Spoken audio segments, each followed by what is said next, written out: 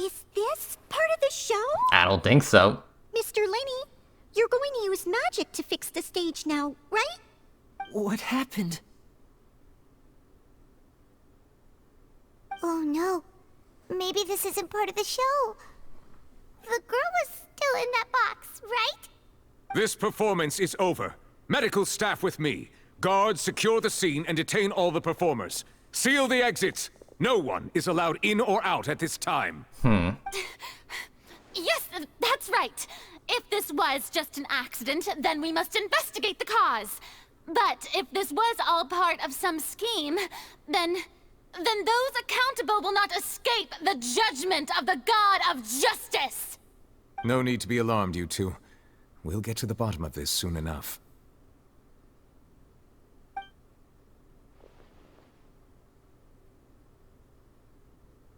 Unfortunately, the person who is in the magic box has been pronounced dead. His name was Cowell, one of the assistants in Linny's magic troupe. Apparently, the fireworks on stage ignited the ropes that were suspending the water tank, which then caused the tank to fall onto the stage. As of now, we are still not sure why we found Cowell in the box, rather than the guest from the audience. And after an initial search of the area, the guards have confirmed that the girl is nowhere to be found. It appears that this incident was not merely some mishap with the performance. And there are many indications that it is connected with the case of the serial disappearances of young women. The serial disappearances case? That's the case that Charlotte mentioned before. Huh.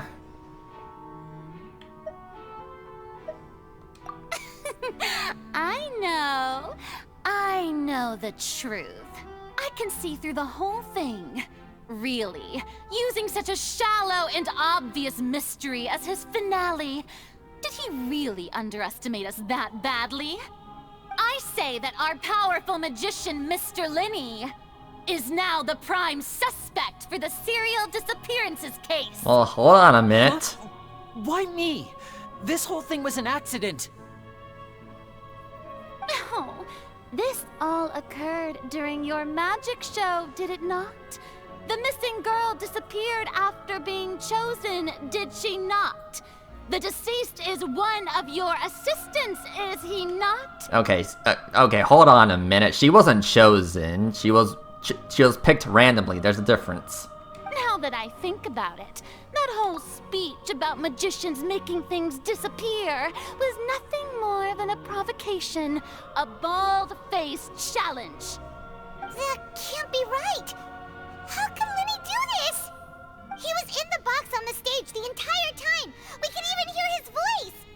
Besides, before the show, he told us that he would like to catch the criminal behind the disappearances. He couldn't possibly mean catching himself. Save discussion for a later time, please. Lady Farina, may I assume that your comments just now constitute an accusation against Mr. Lenny and his associates, and that you are pressing charges?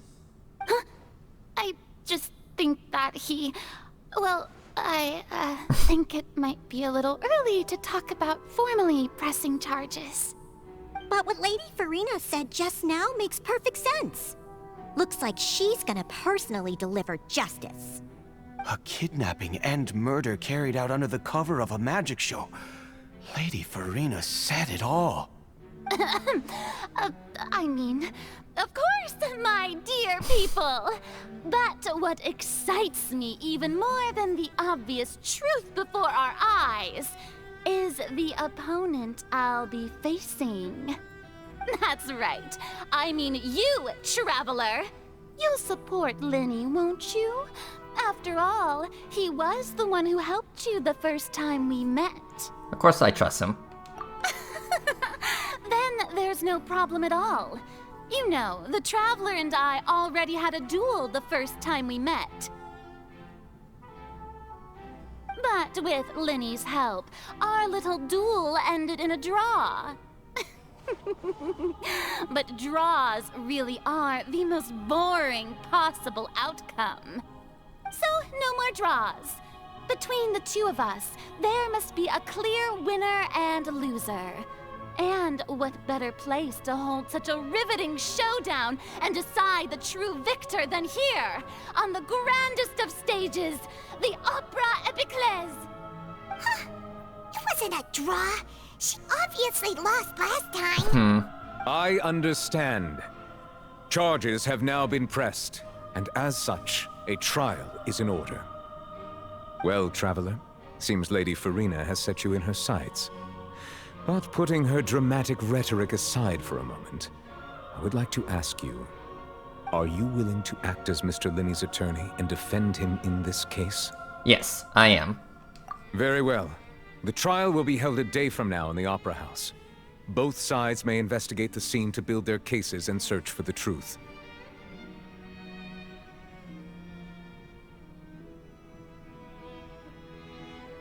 Linney and his troupe are all potential suspects, and shall remain within the Opera House. The audience may begin to leave in an orderly fashion once they have been cleared by the guards. A day isn't that long. Let's see what kind of case this big-shot outlander can build in such a short amount of time. I'm really quite looking forward to hearing it. Lenny!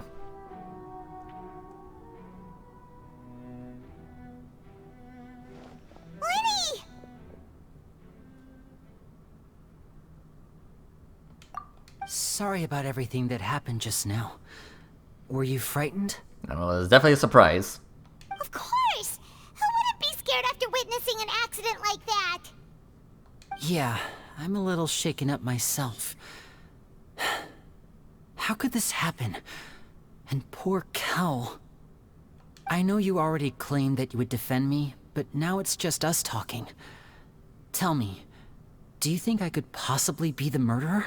No. Good to hear. Thank you so much for trusting me. I'm sure everyone sees me as the biggest suspect at this point.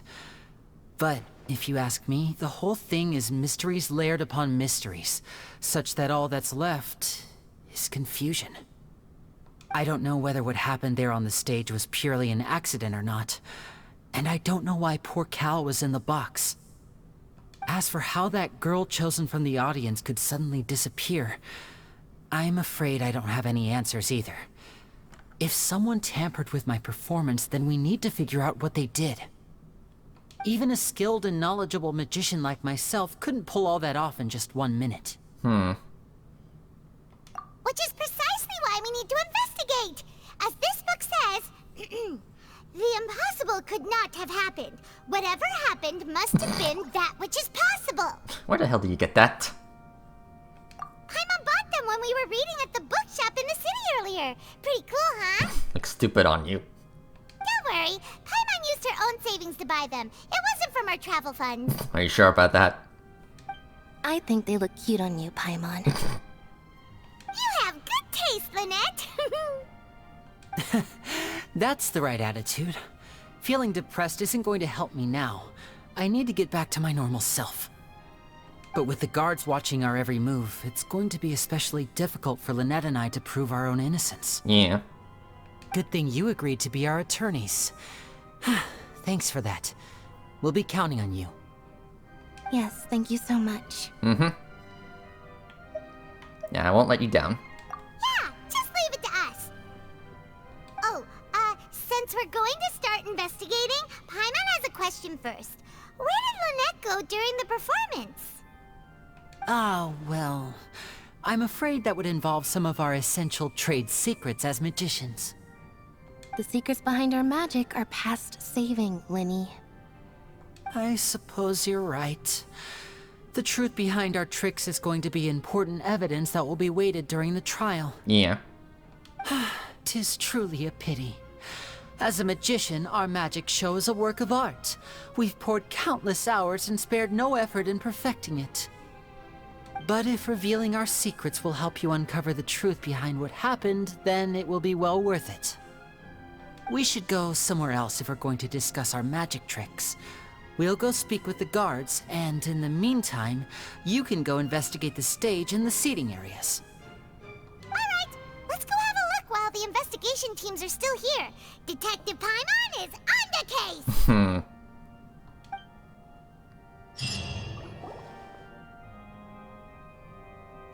officer. How's the investigation going? I see. You must be the traveler that Lady Farina mentioned. Listen, I'll be perfectly honest with you. I'd avoid getting mixed up in this whirlpool of a mess if I were you. Huh? What do you mean? Come with me and you'll see. Okay. The deceased is one of Linny's assistants, named Cowell. Even though he hadn't joined the troop long, he was hardworking and everyone generally liked him. The assistants are usually in charge of setting up and inspecting the props, as well as assisting with the show and keeping the crowd engaged.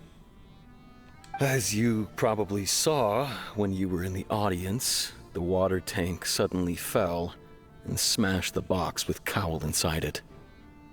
But yeah, why was he inside? This is the real mystery. We've already searched the scene and were unable to find any traces of the girl. However, if you look carefully, the box was positioned directly under the water tank. The ropes holding the tank were then burned by the pyrotechnics on stage, causing them to snap. All these factors lining up so perfectly makes it hard to see this as a mere accident. I guess when you put it that way, yeah. If anything, the more logical explanation is that the whole incident was intentionally planned, and Linny is the most likely person to have access to all these areas. But he doesn't have a motive. Are you both good friends of his? I mean, we just met not too long ago, but yeah, I see him as a friend. Well, you can't say we're good friends, but we've known each other for a little while. So in just a short time, he was not only able to win your trust, but even convince you to act as his attorneys. I know there's no such thing as magic. The real trick of a magician is holding the audience in the palm of their hand. I've seen a lot of cases, and I can tell you that people are the least reliable kind of evidence. I mean, that's not always true. Sorry, I tend to be pretty straightforward. Just know that I'm warning you for your own good. Anyway, you may investigate the scene of the crime yourselves if you're curious. Who knows, maybe you'll be able to come up with some new evidence. Okay. Oh boy.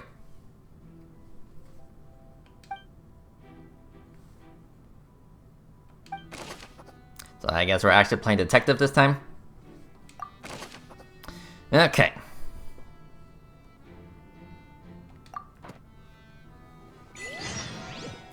Gotcha. Okay, well, give me a moment. Okay, once again, gonna claim some achievements real quick.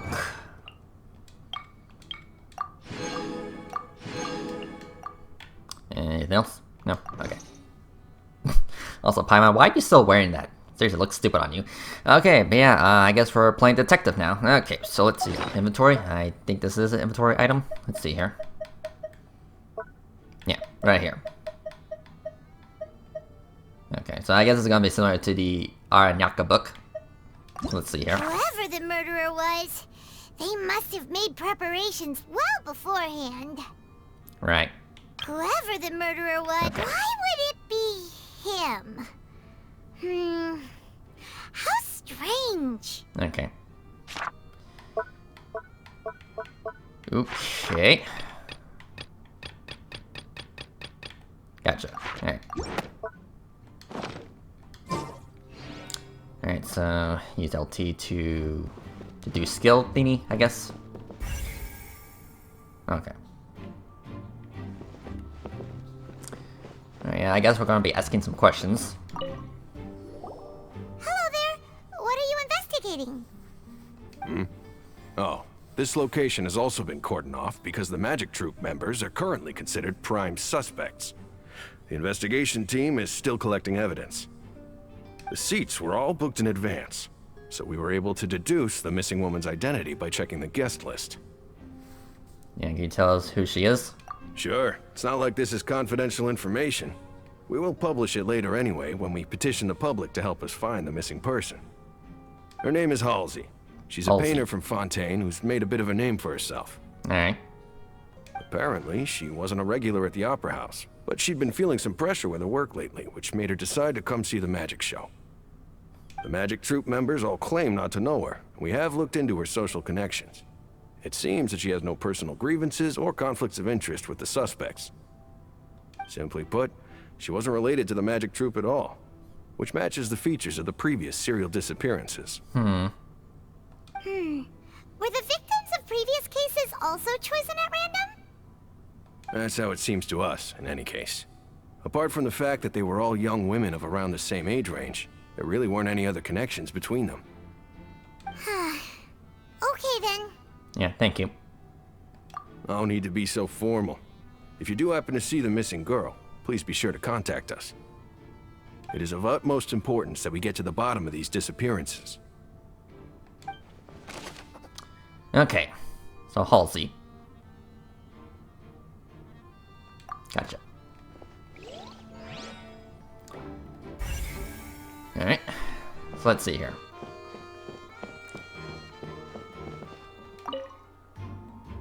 Go ahead, have a look around. In the end, we're both after the truth. Okay.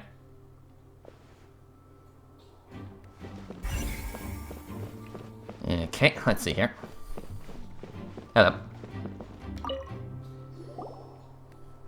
The investigation team has some new findings. Turns out there's an issue with the random number selector after all. Oh.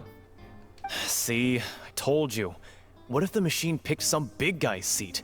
You think the murderer would have still made his move then? Sorry to interrupt, but we're helping Linny and Lynette with their side of the investigation. What were you saying about the number selector? There's something wrong with it? You're trying to help them? That'll be a tall order. Linny used the machine to pick a random member of the audience during his performance, right? The lucky girl that later disappeared. Well, we thought there might be a serious problem with the machine, so we had it taken away for further inspection.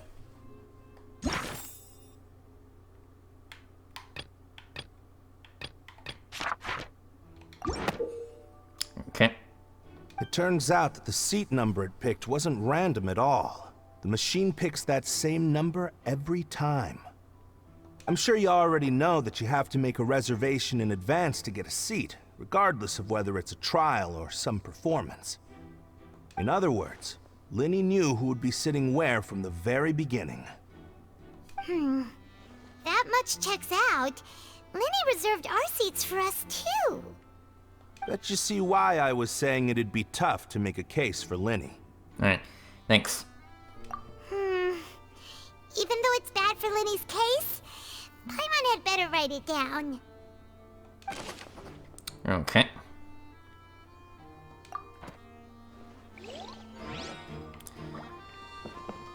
Alright, let's see here.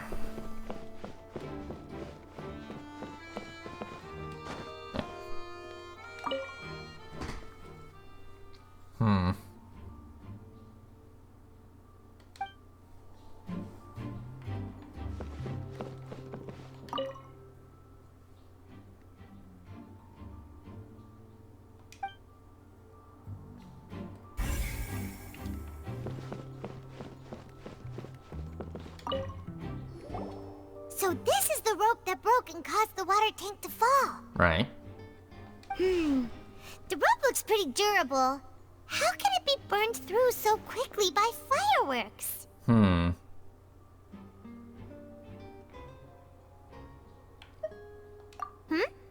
are you suddenly so serious, Traveler?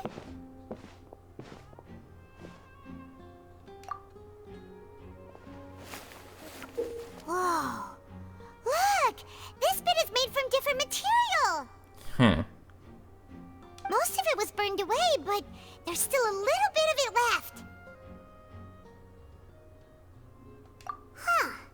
So if a rope meant to hold something was made with that kind of material in it, then that means... Wait! Paimon should write all this down. Let's take notes. Okay.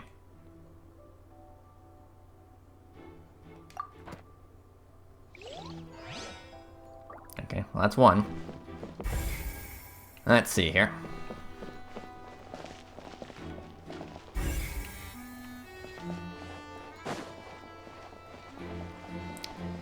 Hello. I see that you're investigating the area. Well, it just so happens that I'm interested too. If you find any new and interesting leads, be sure to share them with me, alright? Alright. We don't have too many thoughts yet. Then why don't I tell you my hypothesis first? The way I see it. And I'll start it with that loud thud. The thud? Oh, you mean the sound that happened during the countdown? Yes, exactly. It wasn't terribly loud, but I suspect that most people heard it. It's just that everyone was awaiting the results of Lenny's trick with bated breath, so no one paid it much mind. But now that the incident has happened, the thud has become an important clue. That makes sense. So, what do you make of it? I'm of the opinion that it may have been the sound of Lenny's accomplice. Lynette, perhaps. Jumping atop the water tank, or something like that. And when the pyrotechnics went off, she cut the rope, sending the water tank crashing down. But wasn't the noise we heard too loud for that? Perhaps the balance wasn't right, leading to a particularly rough landing. Oh, that's true. I suppose I must reconsider. That does remind Paimon, though. What was with that sound? Let's see here.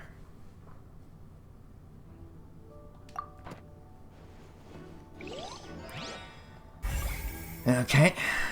We're definitely getting somewhere.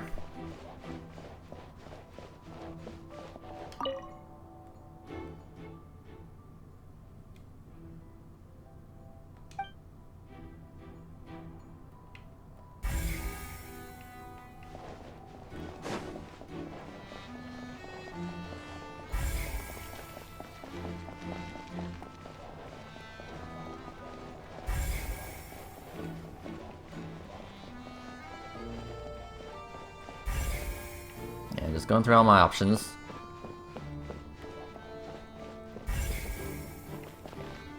Okay. Lenny's still talking to the guards. It seems he'll have a lot of explaining to do. I think someone will be assigned to monitor us later, but that's alright. Okay.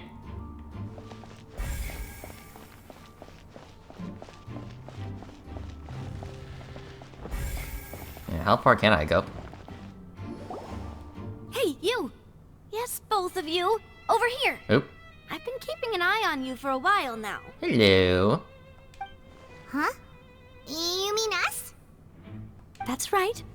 If I'm not mistaken, you're also among those who wish to cut down the thorns and pursue the truth. No? And by the looks of it, you're not from Fontaine. Well, you're right on the more about that one, but who are you? Have you never heard of the Spina di Rosula? Nope. From mediating disputes and providing protection to solving conundrums, you name it, Spina di Rosula does it. And I, Navia, have the honor of being its renowned president. Navia. Though those who play by our rules call me boss. Okay. I'm Silver, her attendant. Pleased to meet you. And I'm Melus. Demoiselle's various daily needs and affairs are under my purview. Huh? Boss? Demoiselle? What gives with the name? Well, I am the second generation president. Melus and the others are still used to my previous title. My apologies, Demoiselle. Should you prefer, boss, I will endeavor to use that instead. No need. You don't have to call me boss. Just Navia is fine. Alright. Okay, if you say so. Not that we're members of Spina di Rosula anyway. All merely trifling details. Never mind. Now, back to the situation at hand. So you want to help with the investigation as well? That's right. I've always kept an eye on the serial disappearance cases. My interest stems from a matter back from my father's time. Judging from the look of things, I find Linny an unlikely mastermind. Really? We think so too! That's why we're looking for clues now. But how did you come to that conclusion? Intuition, naturally. My unparalleled intuition. Okay. Farina sure was quick to point the finger at Linny without any decisive evidence whatsoever, wasn't she? But that's not uncommon for her.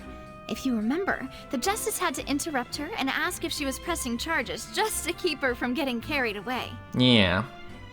Anyway, a trial begins the moment someone levels charges. And, of course, there was no way Farina was going to back down in that situation. Sounds more like you just don't trust the Hydro Archon. Yeah, I guess you could say Hydro Archon's a little sus, because she doesn't exactly... What's the word? I mean, like, I know she does fumble on her words here and there. Anyway. Well, what's your opinion?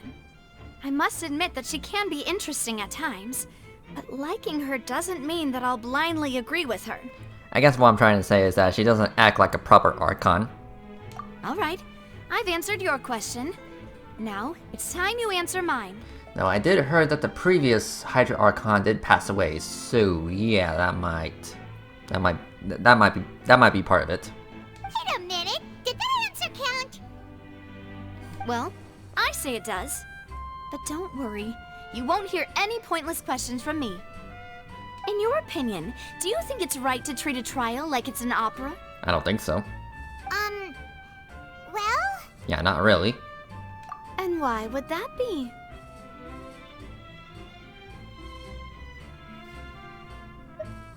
Yeah, a trial shouldn't be treated like it's some kind of form of entertainment.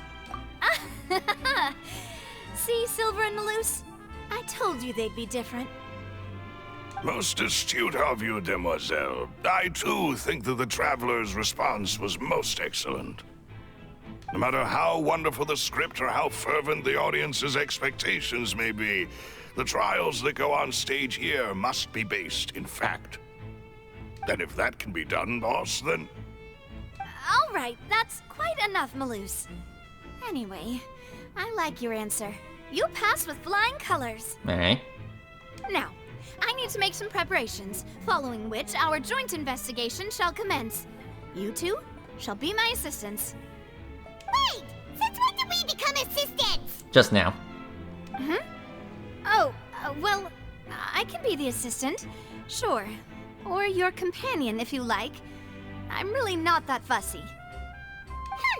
That's more like it. Far be it from me to brag, but I believe that Demoiselle's intuition will be instrumental in uncovering the truth. You wish to save a friend from false accusations, and we wish to unravel the disappearances. In this sense, our goals are aligned. You have a point.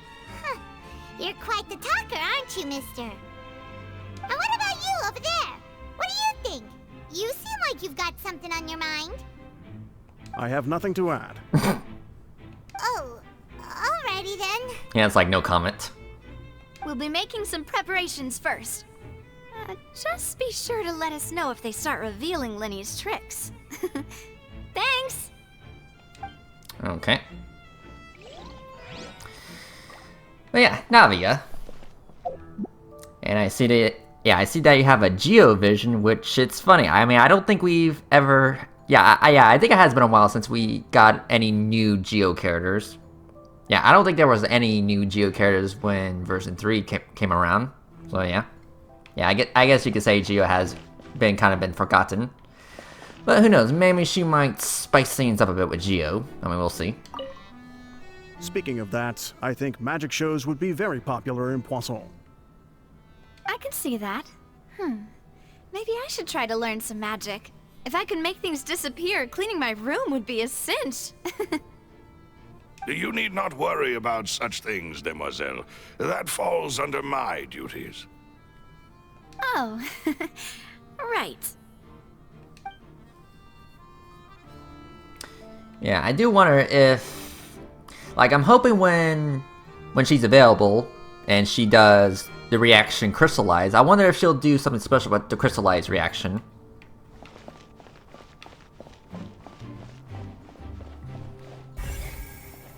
Hello. Sorry, but no one can freely enter or exit the Opera House at the moment. If you wish to leave, you must register your identity with us first. No, we're not leaving. We're representing Linny and Lynette as attorneys, so we're investigating the case. Were you always guarding this entrance? Yes. After the Chief Justice gave the order, everyone coming in or out must undergo a strict inspection. Okay. So, the missing girl couldn't have left from here. At least, not from that point on. What about during the show? I doubt there was much opportunity then, either. How can you be so sure, Well, because I was in charge of security near the entrance at that time. I couldn't see Linny's performance from here, which was quite a shame. Just my luck. But still, I did not abandon my post, and I stayed put no matter how loud the applause was. If someone had so much as even approached the door, I would have noticed it, let alone if they had tried to leave. We Melazines are good at that sort of thing, you know. Melazines? So, it's safe to say the girl couldn't have left through here. Alright, thank you for your help. This will be useful info. Okay.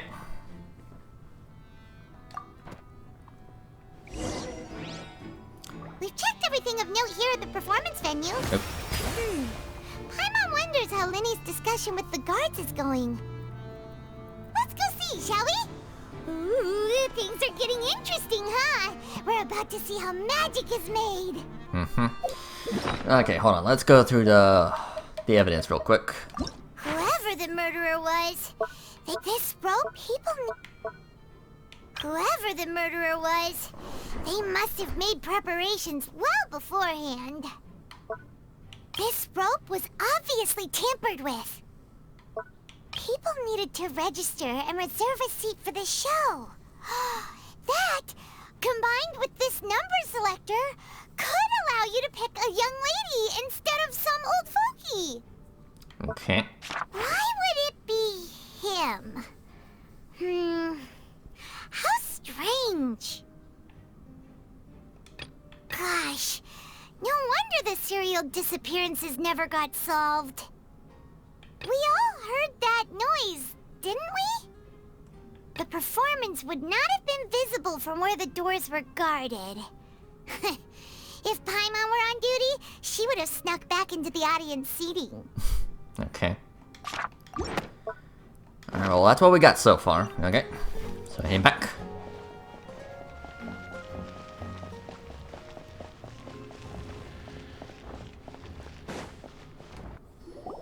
Understood. Then I will be going with you. Just so you're aware, I will be monitoring your actions and making notes as necessary. Very good. Thanks for being so agreeable. I'd pull a rose out of my hat as a gift for you if I could. You may spare the pleasantries. I'm just doing my job. You've arrived. Who's this? Me? I'm Spina di Rosula's guardian angel. If you've got a problem, I've got the firepower. Sorry, I got a little carried away there. Call me Navia. I'm a partner of theirs, and will be helping investigate this whole situation. And these are my companions. Would you mind if they join as well? Fine by me. Oh, new helpers? I would be most grateful.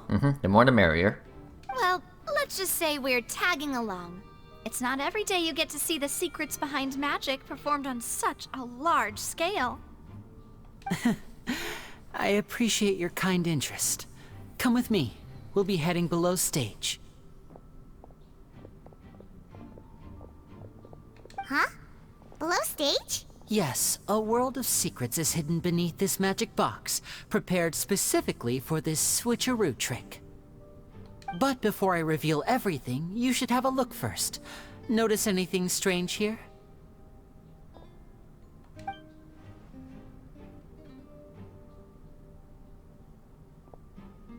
I'm not trying to be dramatic. Remembering the details of a trick will help you understand the methods used to perform it more easily. Huh. Weren't there balloons and other decorations here? Where did all that go? Ah, good eye. That said, you're still far from discovering the answer. The back of the door isn't the same. The back? You mean the inside of the door? What's different about it? Paimon didn't notice anything. Very good indeed. I thought you might not be able to catch that, given that you were sitting in the first row. The back of this door was patterned. Those patterns are now gone, replaced by a smooth wooden board. So, if you put 2 and 2 together, what do you get? There's another box inside this one. Exactly. Alright, let's go. I'll tell you how it works as we head down.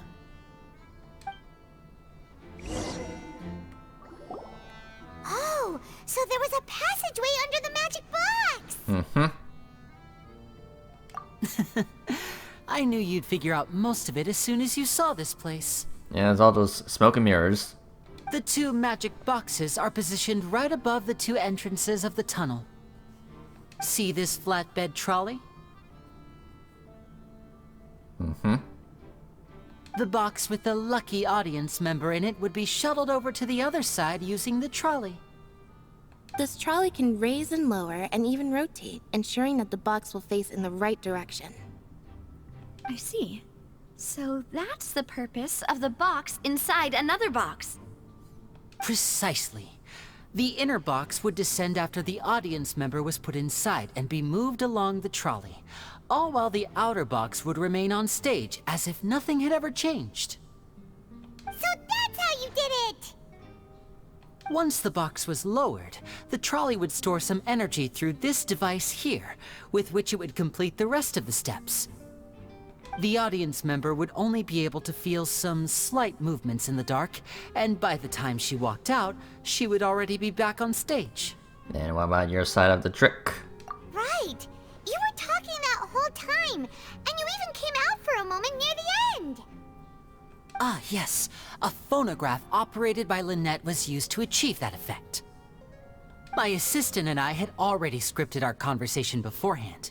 When the countdown began, I had already gone to the opposite box via a tunnel using that ladder. And what about Lynette? Where was she? I was in the mezzanine space in the back of the box. Oh, interesting! That's how we were able to coordinate Linny's lines with the assistant. And, by the way, I was the one who walked out of the box at the end. I mean, we are twins. All it takes is a change of clothes and no one can tell who's who. And that's my favorite part of this trick. Only Lynette and I can perform it. So that's how it all worked! Wow! Every detail you revealed was more amazing than the last! A lot of thought was put into this. Lynette would briefly walk out of the box and then go back in, jumping into the tunnel and escaping before the box on the trolley could finish ascending.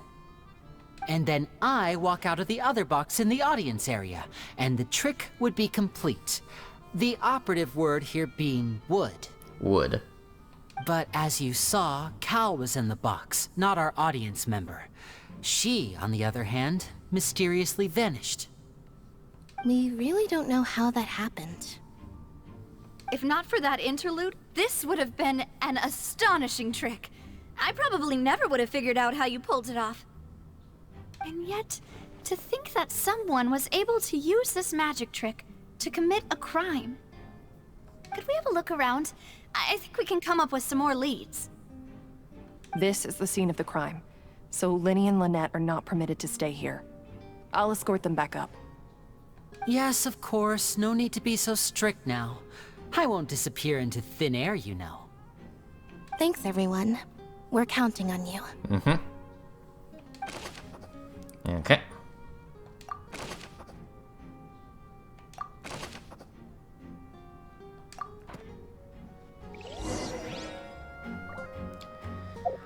Alright, let's see here. Why would it be him? Well, there was no chance Paimon Paimon could have seen that the box had 2 layers. And that's why only the 2 of them can perform this trick. Digging a tunnel just for a magic trick? Whew, that must have been a lot of work. Mm-hmm. Okay, so we're missing 2 more pieces. Gotcha. Whoever the murderer was. Alright, let's see here. So we got the switch right here.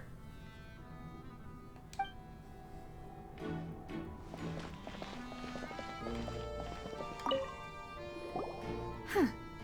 What's this? Looks like a hook tied to the end of a rope. Huh?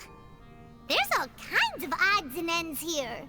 Yeah, he didn't mention that. Perhaps it was a prop for a different trick. But why would it have been left here? Whatever it is, let's make a note of it first.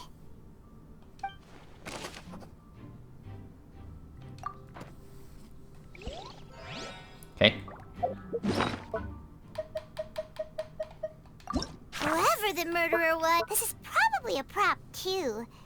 Oh, looks like it could hook onto a lot of things. Like the Traveler's fishing rod! Very funny. Okay. The floor is wet. Please be careful not to slip. Yeah. Speaking of which, why would there be water here?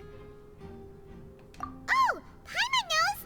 It's one of those tricks where you pour water into a jug and then flip the jug over only for the water to disappear? And here's a broken vase. Huh. Did the trolley knock it down while moving? That can't be. The trolley moves along tracks from start to finish. It couldn't have hit the vase at this distance. Let's note this down too and think about it later. Maybe someone knocked it over?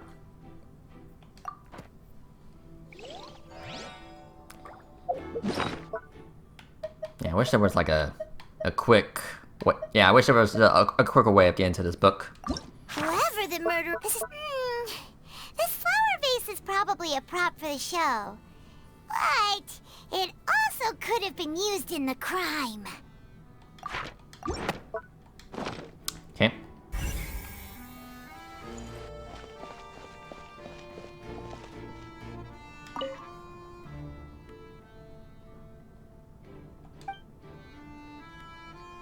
Okay.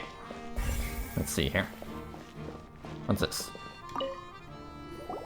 Oh, these are the clothes that the lady chosen from the audience was wearing, right? Her clothes are here, but she's nowhere to be found.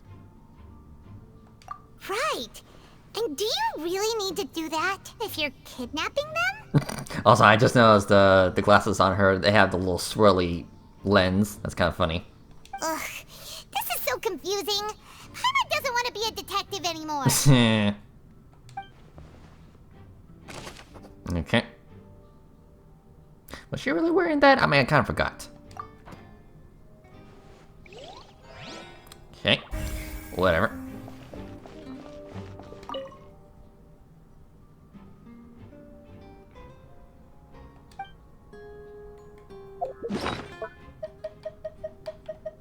Whoever the... This is... Paimon doesn't get this at all. You think about it for a bit, Traveler. Yeah, I'm still thinking as well.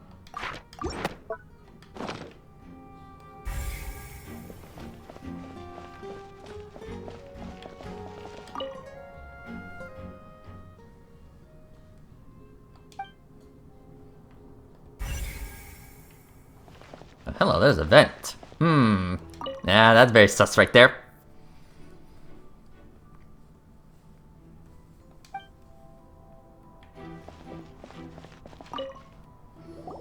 What is this place? It's a vent. It seems someone could fit through here. Yeah, it's definitely big enough. Huh. Could this have been the suspect's escape route? Possibly. Alone, perhaps.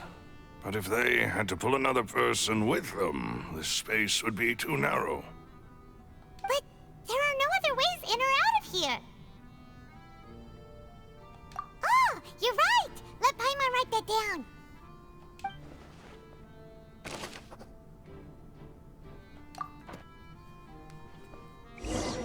Okay.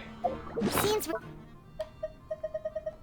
whoever the murder, why would it wait the point and taking that size wouldn't have been a problem for Paimon. Of course. Okay. Okay. Yes, let's head back up. Alright. Just making sure. Okay. Yeah, return. So things are getting interesting. Well, we've ascertained the state of the crime scene. Let's find a place to sort out our findings once Malus returns. Seems to me that there are several things that don't add up here. Apologies for the wait, demoiselle. So, what did the guards say? Did the criminal escape through the vent?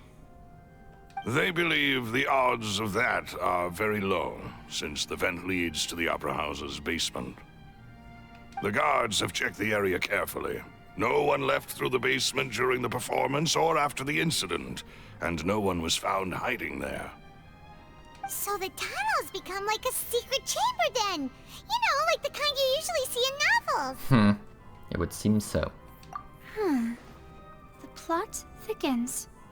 Halsey's disappearance and Cowell's death are both quite inexplicable. No wonder Farina was so confident in her accusation. All the current evidence points toward Linny and Lynette. In other words, the charges are very likely to be upheld unless we make some considerable progress. Charges and then trial. So if the charges are upheld, they'll announce a sentence? That's right. This is how a trial goes in the Opera House. During the proceedings, the Chief Justice and the Oratrice will hear statements from both sides. That's right. This is how indemnitium is produced. The statements from both sides, the defenses from attorneys, witness testimonies, and even the audience's emotions will all be projected on the Oratrice. To put it simply, it's as if the Oratrice has its own will, and is a judge in its own right. This also precludes any kind of favoritism on the part of the Chief Justice. Not that this has ever happened anyway. Once both sides have finished speaking, the Chief Justice will make his final decision. This, too, will be used by the Oratrice as a reference. Then, finally, the Oratrice will be consulted by officials. The result it returns is the will of justice itself. Huh? So that machine is the one that actually decides? Paimon thought Neuvillette called the shots. In practice, there is very little difference. Both have always come to the same judgment, which is why people have great faith in the Chief Justice. Ah, yes, the guards also asked me to convey that none of us will be allowed to leave this place before the trial. Huh? Why? Because we've chosen to act as the twins' proxies. That makes us persons related to the case. They're concerned that we might be colluding with outside parties, or that we might find outside help to disrupt the case. And even if that were not so, it could prove problematic if we happen to spread key information about the case ahead of time. I'm ready to break out at any time. Whoa, whoa! There's no need for that! Paimon thinks they have a point. That said, are they providing food? Of course. I just hope you don't mind the lack of options. I'm afraid that catering to all tastes is not in the cards, nor is any guarantee of balanced nutrition. Yeah, now's not the time to be picky. In that case, let's just sort out our findings together here. Pity. I was hoping to take you to try some of Fontaine's famous desserts, too. Ooh, that does sound nice. I mean, what better way to properly think through our findings than over some tea and sweets? Huh.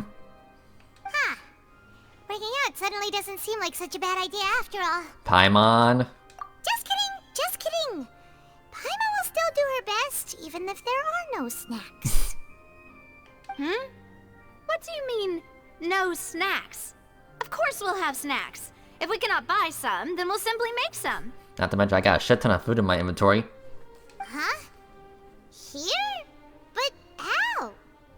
Understood, demoiselle. Everyone, please come with me.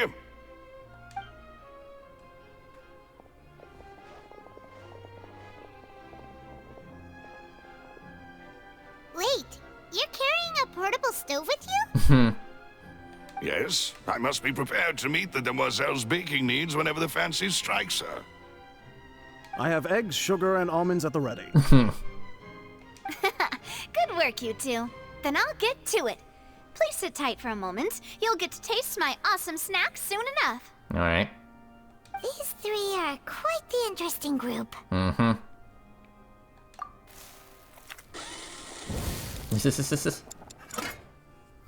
Oh, wow. And Paimon thought it smelled good while it was still in the oven.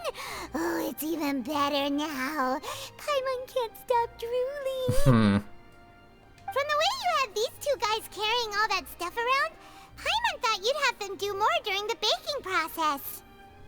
But you ended up doing the entire thing by yourself. Beating the egg whites, grinding almonds, everything. I was applauding. And I was giving encouraging smiles. Okay.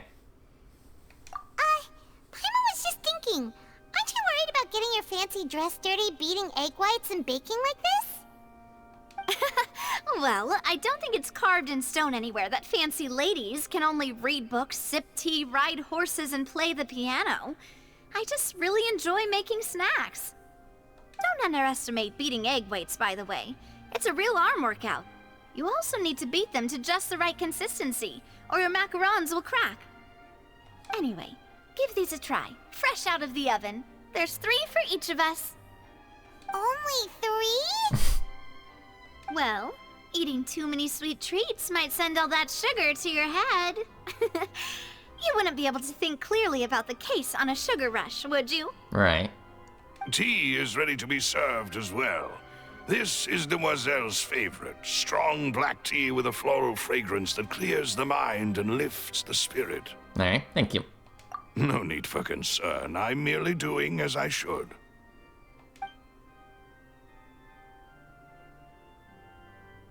All right then. Down to business.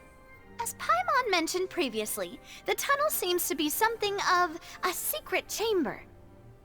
However, we can assume that Lyney and Lynette were not alone within it.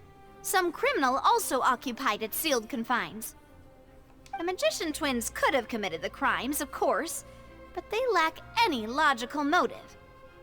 Exactly! Why would they do such a thing right when everyone was watching?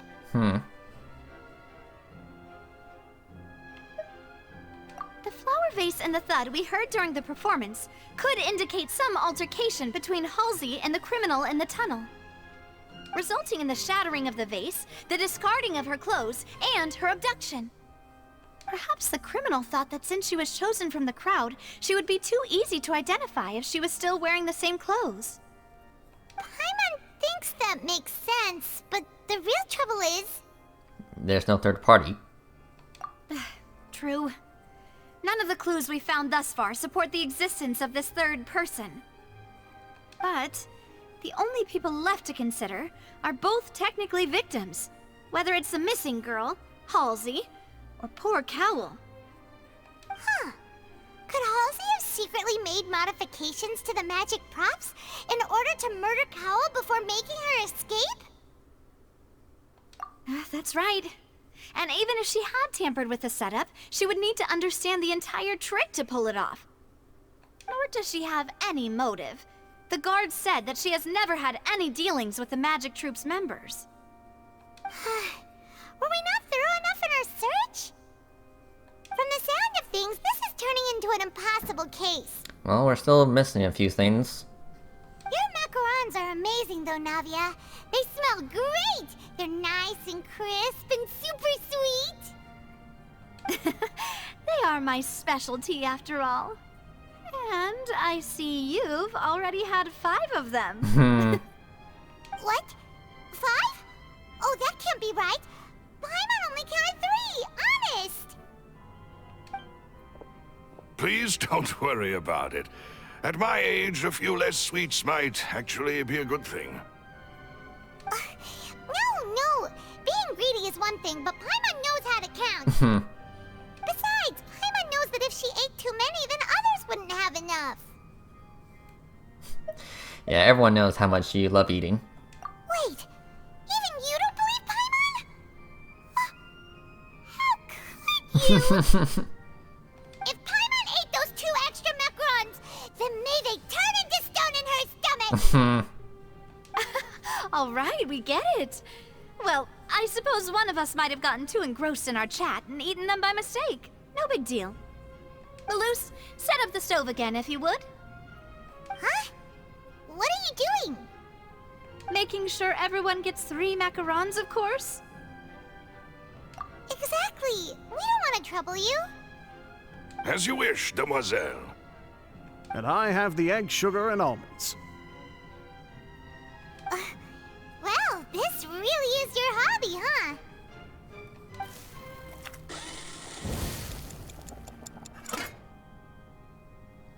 Well, that's it for snack time. I'm going to have another look around the area. Alright. I don't know what we're looking for yet, but we've still got some time. As attorneys, I suggest the 2 of you think the case over again. It would be awkward if you got all tongue-tied on stage during the trial. Alright, thanks for your help, and for the snacks. It was nothing. A small task for the Spina di Rosula. Silver, Malus, it's time to go. Okay. I'll be back if I find anything new. Okay. Cool. Alright, let's see here. Why would it be with the... And there was no third person. And Paimon didn't eat more than 3 macarons either. Okay, so we're missing 1 more evidence right here. And 2 more back in the tunnel. Whoever the murderer was... Okay, wait for the following day. It's probably gonna be a long and difficult case. There's no point in worrying about that now. We just need to prepare. Here, take Paimon's notes. They should help you review the situation. Okay. Let's see here. So the next day around 8.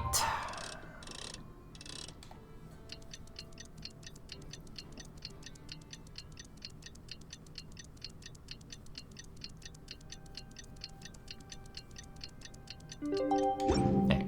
That good? Yep. Okay. Viewpoint. Nice. It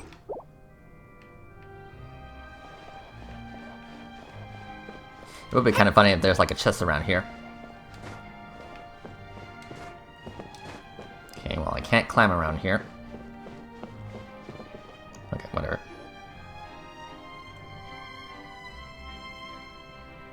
What do we do? The whole situation is so confusing. Let's take this step by step. Good plan. Impossible things don't just happen. We'll get to the truth one way or another. Just relax. Even if everyone else suspects Lenny and Lynette, at least we will be supporting them from the stands.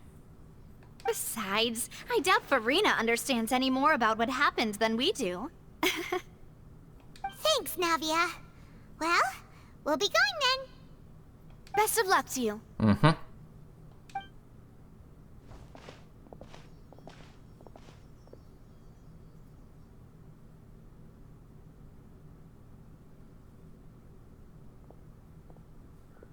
Ah, finally, you're back. Well, how did your investigation go? To be honest, you might be disappointed. No. We're already very grateful that you were willing to help. Well now, don't you all look disappointed. Don't tell me that your investigation came up empty-handed. That was to be expected, of course. The guilty can never produce proof of their innocence. But don't let that stop you. I shall be terribly disappointed should you, my most anticipated foe, concede so easily. Just you wait, you little shit. Since both parties are present, I declare that the trial regarding the magic show incident is now in session. Okay. Firstly, in order for the audience to understand the causes and results of the incident, could we please have Mr. Linney explain the trick? Yes, of course. I will explain while Lynette demonstrates on stage. All the necessary items have been prepared.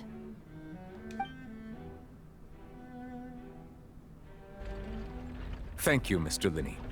In that case, I take your statement to be that you ran to and remained hidden within the magic box in the audience stands once the trick began, and thus could not have committed the crime. Is this correct? Yes, that's correct, Your Honor. In that case, I call upon the prosecution. Lady Farina, do you wish to refute his statement in any way? Why, of course I do. Allow me to take the first shot and break this case wide open. Mr. Linney is clearly lying. Oh. There is no way you could have been in the box the whole time if you were to abduct Halsey and murder Cowell. In fact, I'd say you were hardly in that tunnel at all. That is simply your hypothesis based on the presumption that I'm guilty. Yeah. Oh, is that so? And if I may ask, what did you hear while you were inside your box? The roaring countdown of the crowd, of course. That's how I kept track of the time and built anticipation for the finale. And you didn't hear anything else at all? Nothing that might leave an impression of any kind? No, nothing. I see. But when the count reached 30 seconds or so, there was a thud. One so loud that I believe practically everyone heard it. Huh? Hey, hang on. Something's not right here. Yeah, I'm sure he could have heard a noise that loud from inside the box. I was right by the box and I definitely heard the thud. Yeah, boy. Look at those scales.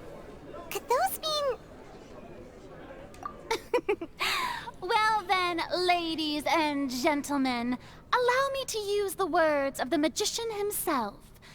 You never know what can happen in the blink of an eye. Indeed, it seems his alibi can also collapse in the blink of an eye. Of course, I have armed myself to do far more than smash your alibi. Confidence cannot go unfounded, and my foundations are rock solid. Yeah, she's enjoying this too much.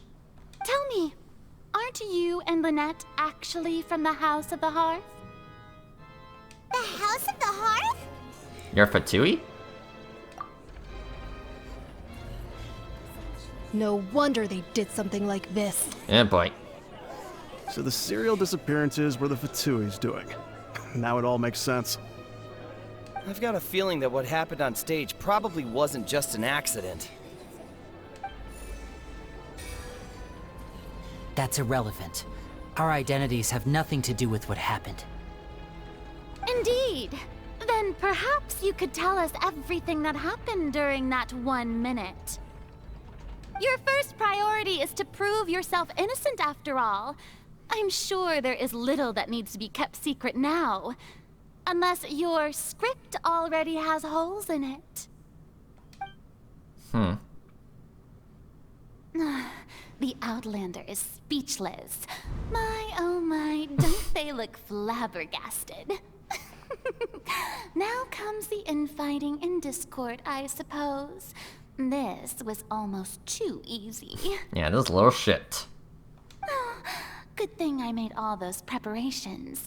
Seems the all-nighter I pulled last night is really paying off. Hey, Linny, why didn't you tell us this before? Yeah, I'm pretty sure this was very important information. Order! Order! Mr. Linney, allow me to re-establish the facts. Lady Farina has raised 2 points. First, when the thud was heard in the Opera House, you were neither in the box nor the tunnel. Second, you and Ms. Lynette are both members of the House of the Hearth. Are these claims true?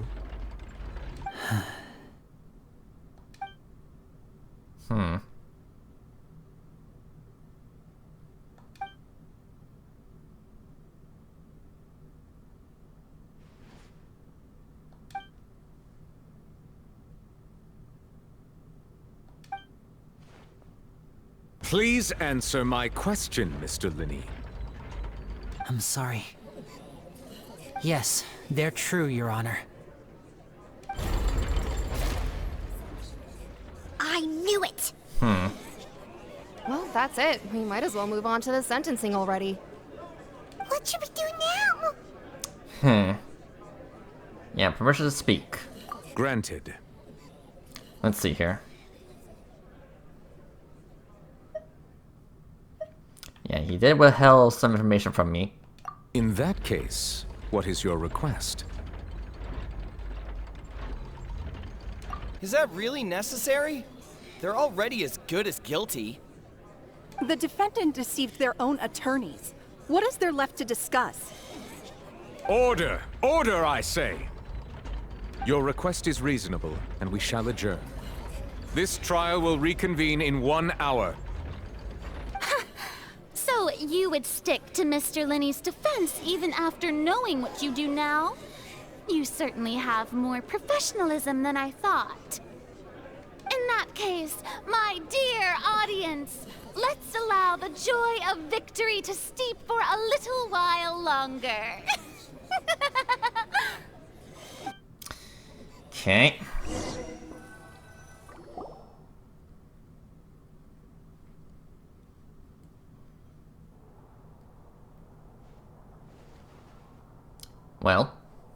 Well, this is awkward.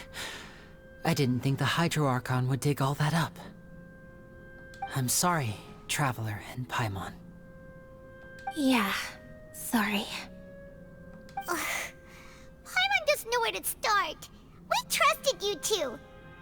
We based our entire reasoning on the assumption that you weren't bad guys. Not to set the wrong tone or anything, but Paimon's really mad! I'm very sorry. I know you're angry, and reasonably so, but please, let me explain. I know you've clashed with the Vatui several times before. I wouldn't be surprised if just hearing the word is enough to make you upset. But our organization is very, very large, and the Harbingers have very different personalities and goals. Right now, we want to save people. As many as we can. That's right. I'm sure we're on the same page when it comes to this nation and the disaster that its people might face. I knew if it weren't for our respective identities, we could become good friends. That's why I didn't wish to flat out lie to you, but chose to hide some details instead. The truth is very important, but being completely transparent about everything would see us spending more effort than we need to. Right. So, you be the judge. Heck, if I were you, I fear that I'd even struggle to trust me at this point. You met a Fatus who works as a magician, a trickster by trade. All by coincidence, too. But still, I'm asking you to trust me. I am no criminal. At least, not in this case. Sorry. Please forgive us. Well, you both say that, but...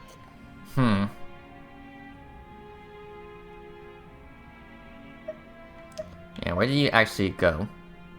Right. Let's hear your answer first, and no lies now!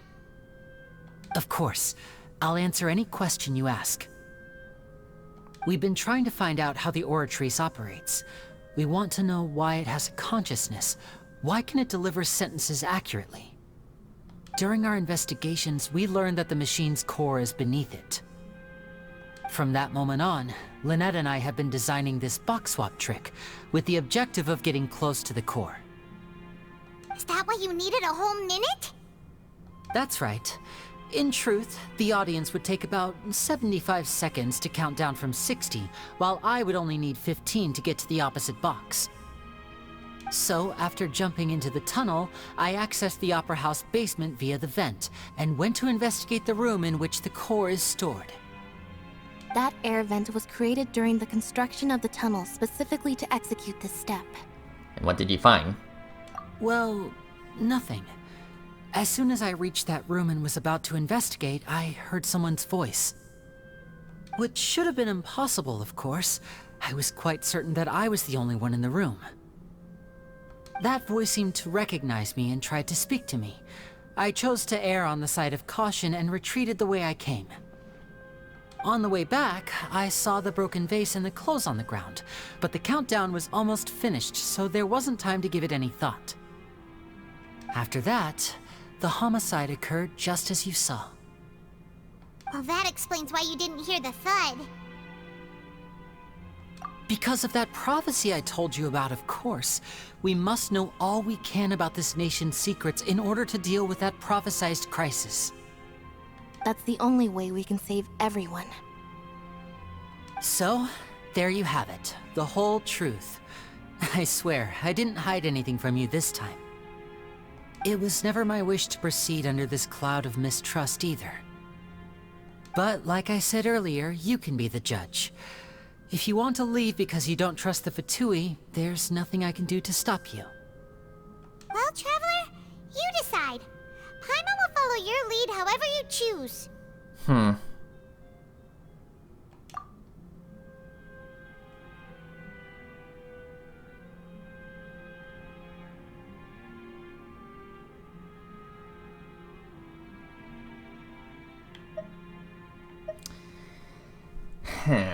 Let me think here.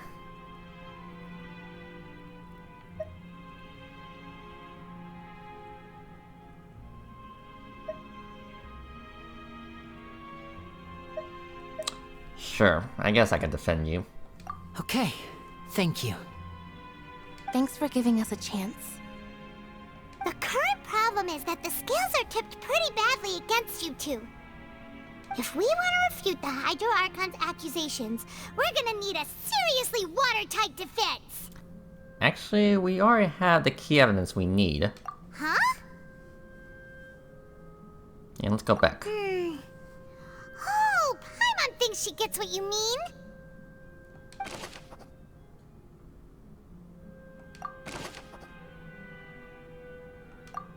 Okay. Let's see here. Whoever the why would with the and they're taking that side? Paimon hopes he's telling the truth. Yeah, hopefully. Doesn't seem likely that anyone could have been there. Okay. We're still missing one more piece. Okay.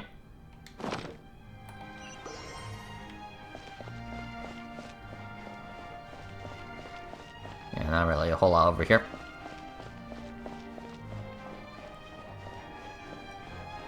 Alright, let's see here.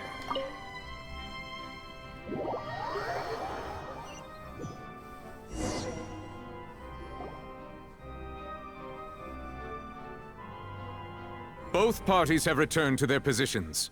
Let us continue the trial. When last we left off, Mr. Linney acknowledged the new evidence presented by Lady Farina as fact. Therefore, Lady Farina may continue stating her reconstruction of the events. Ugh, that took long enough. Now then, if everyone would lend me their attention. At this stage, let's revisit that scene from Linney's perspective.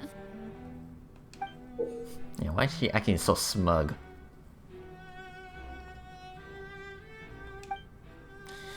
Okay, looks like I gotta put all the evidence together. Okay.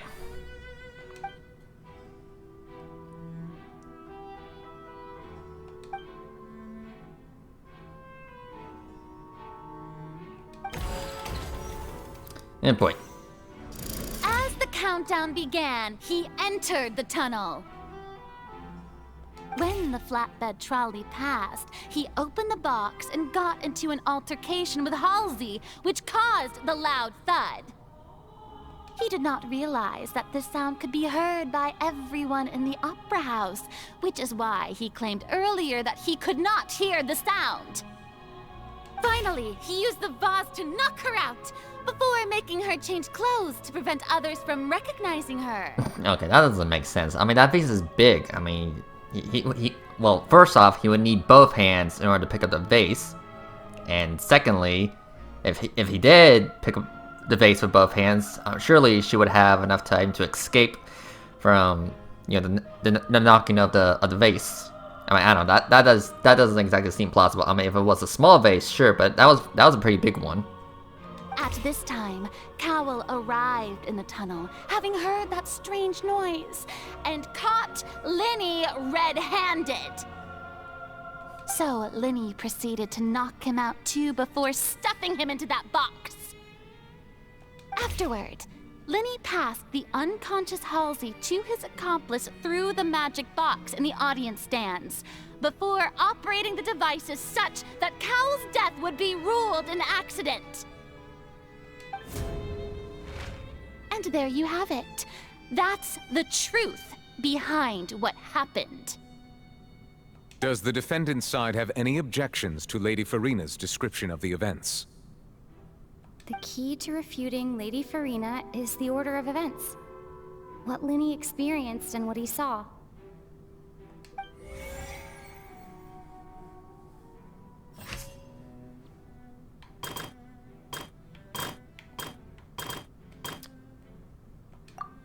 Let's see here.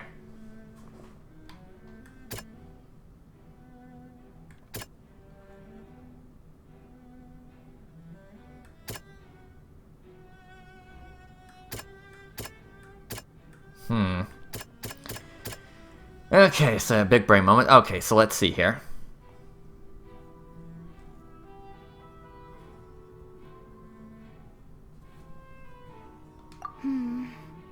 Seems this won't produce a particularly effective rebuttal.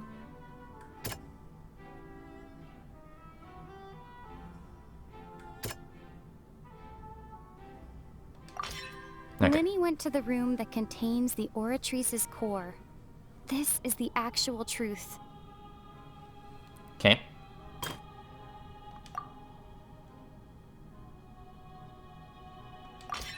According to Linny, he left via the vent after entering the tunnel.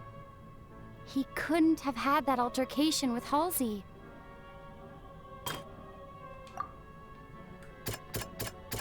Okay, so let's see here. Oh. Okay. Linny did not take part in the underground altercation. He only witnessed traces of the aftermath. Okay. Attention! Ace Detective Paimon has something to say! Okay. When the countdown started, Linny did indeed go into the tunnel. But he immediately used a vent to access the Opera House basement, which is where the underground core of the Oratrice is stored. Once he reached that area, he heard a voice in what should have been an empty room. Since he felt something was amiss, he returned immediately.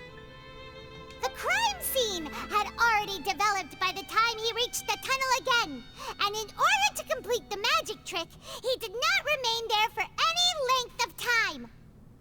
Finally, he reached the surface, and that was when the accident happened from his point of view. Therefore, he's innocent. Okay.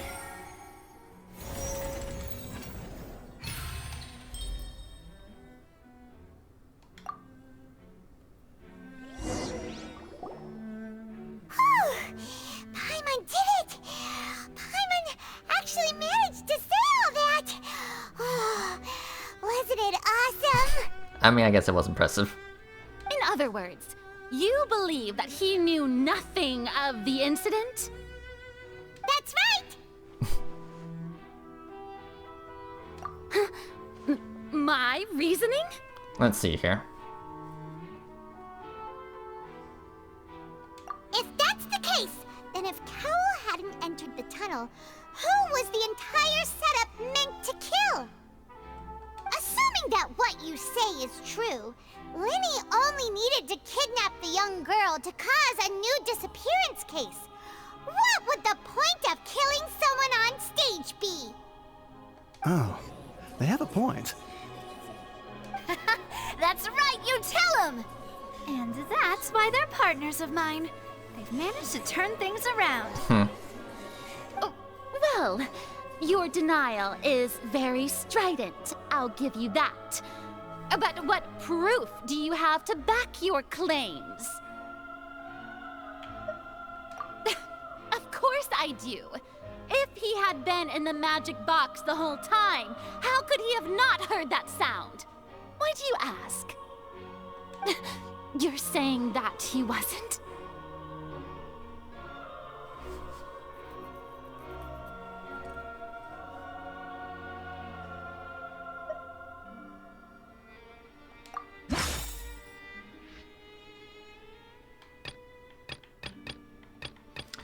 Alright, let's see here.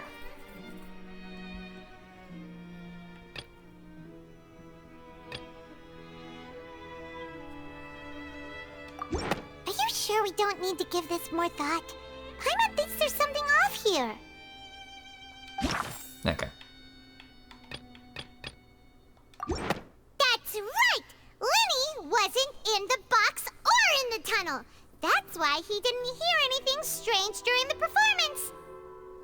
This means that when the crime happened, Lenny had already entered the basement via the vent. The same clue you used to disprove his alibi has now become the best proof! How do you like that? Yeah, how you like them apples? Well played. To think you'd use such logic. Well then, if it wasn't Lenny who committed the crimes, then who was it?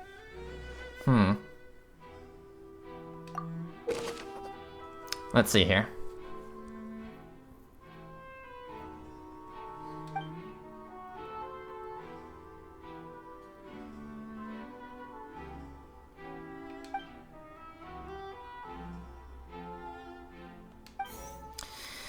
Alright, let's see here.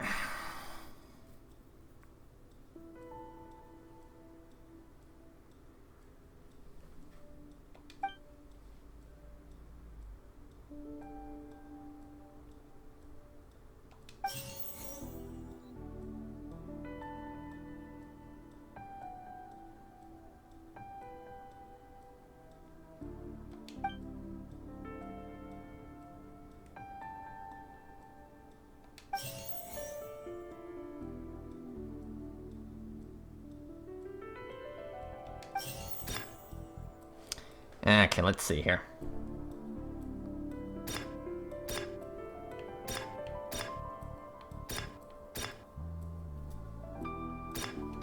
Could there have been a third person involved?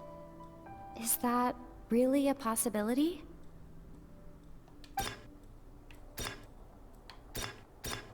Halsey is the missing person and an ordinary audience member.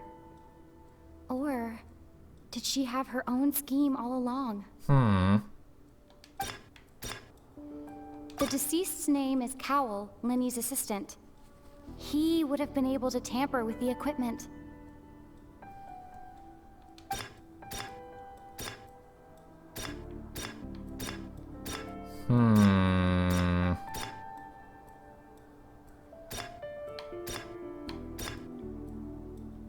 I mean, it could be her. Halsey is the missing person and an ordinary audience member. Nope. Okay, whatever. Could there have been a third person in? Nope. Yeah, I'm pretty much just exhausting all my options. The deceased's name is Cowell. I mean, realistically, there is no real... Yeah, I guess realistically, you can't exactly fail this, because you'll be like, nope, that's not it. Nope, that's not it. Oh, here it is. It's pretty much just process of elimination.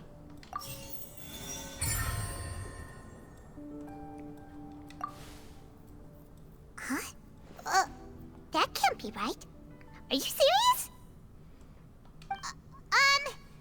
The killer was, in fact, Cowell, the deceased! Oh, is that so? How interesting! Let's hear your reasoning then. What I must do next is recreate the truth. What Cowell did, and how he went from would-be perpetrator to victim. Okay. No one entered or left the Opera House through its entrances. So, where would the criminal have wanted to take Halsey?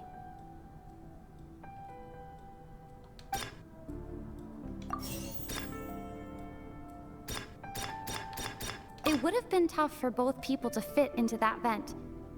They would likely have bumped into Linny as well.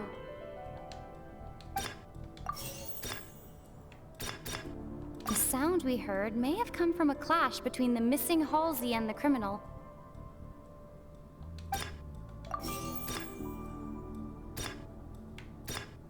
The deceased's name is Cowell, Linny's assistant. He would have been able to tamper with the equipment.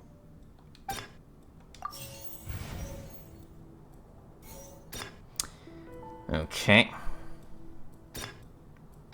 Linny was not in the tunnel at that moment, which gave our criminal ample time.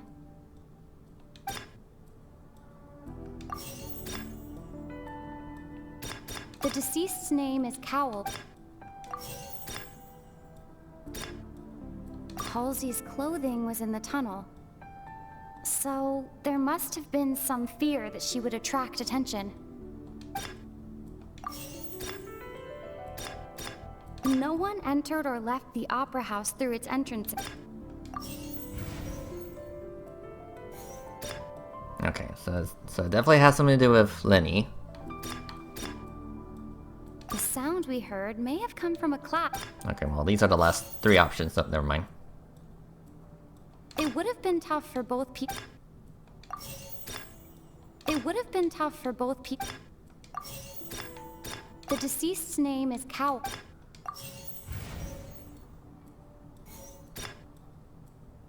Halsey's clothing was in the...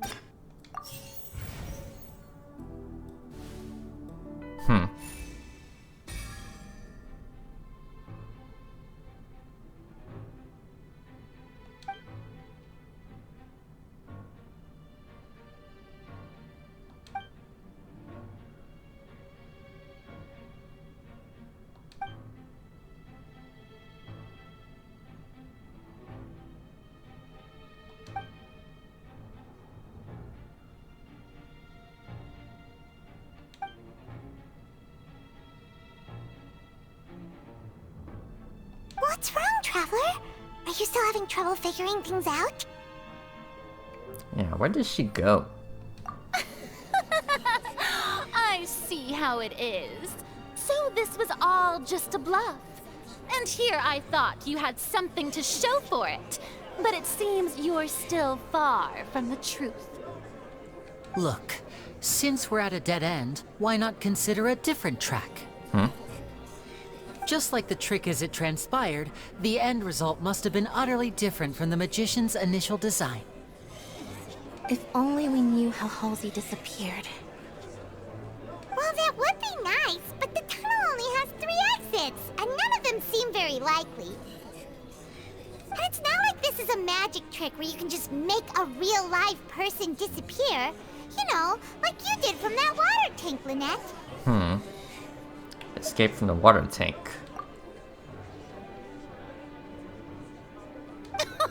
Excuse my interruption, dear opponents, but do you not see that the crowd is growing impatient? There is no greater sin in this opera house than an awkward delay in the performance.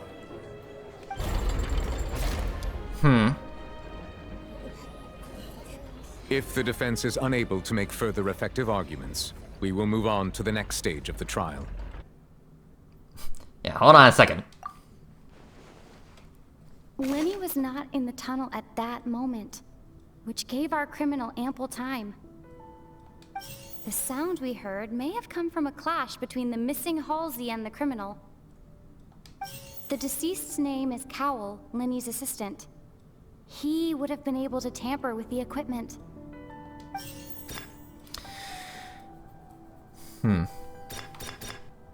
The vase was not broken by chance. It was used to cover important evidence. The water. There you go. Paimon gets it! It all comes together if Halsey disappeared instead of being kidnapped. Lynette escaped from the water tank, vanishing gradually and leaving only clothes behind. If there's a similar method where a person could be transformed into water... moment, please. I do hope you know how preposterous you sound at the moment. How could a person ever be transformed into water? This is reality we're talking about here, not some magic trick. Unless... Must we really? I should think that of anyone. Your friend Linny already knows this truth very well. Magic tricks are ultimately just illusions and misdirection. But Halsey's disappearance is very real. We're talking about two completely different things. Even so, I trust the Traveler's judgment. The truth must be out there somewhere. Perhaps some new line of reasoning may open if we try to gather all the focal points that don't make sense. Since Cal was the deceased, we haven't placed much attention on him. But given that we aren't making much progress with the case, it wouldn't hurt to have a look at his belongings, would it? People really do come up with all sorts of harebrained schemes when at the end of their rope. The way I see it, your suggestion that we broaden the scope of our investigation is nothing but a tactic for stalling the trial. Nevertheless, I believe that this is a reasonable request on the part of an attorney. Since the trial does indeed appear to be at an impasse, I believe that additional evidence may help us make more progress. Guards, please step into the lounge and examine the personal effects of the deceased, Cowell. Okay. We are still examining the items, but we have already made critical progress that we feel must be shared with everyone post-haste. We discovered several test tubes of fluid within Cowell's baggage, each labeled separately. The notebook in his backpack claims that these fluids are... water from the Primordial Sea.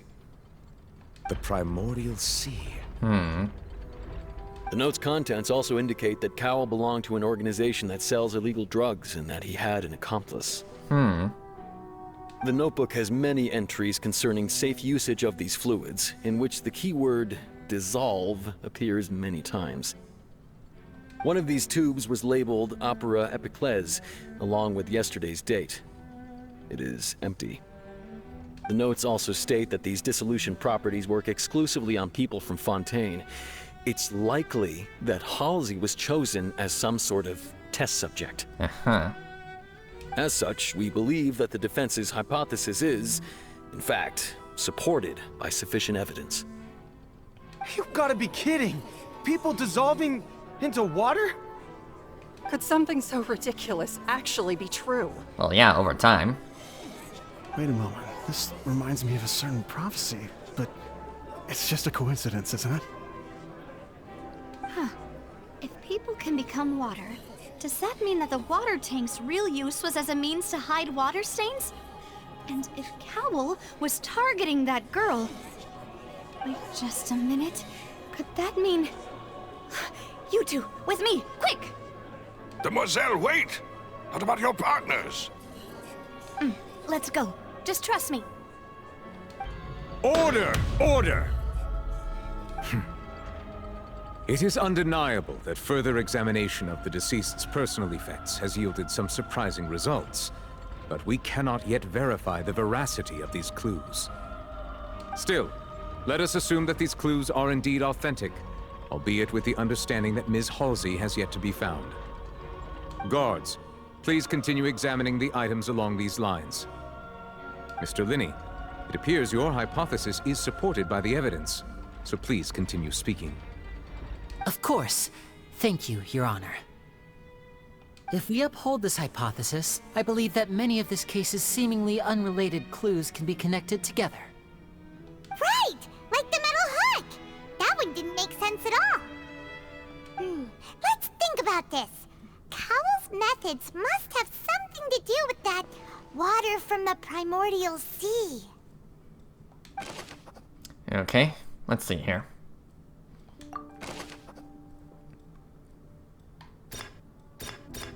The water from the Primordial Sea should already have been prepped before Halsey entered the magic box.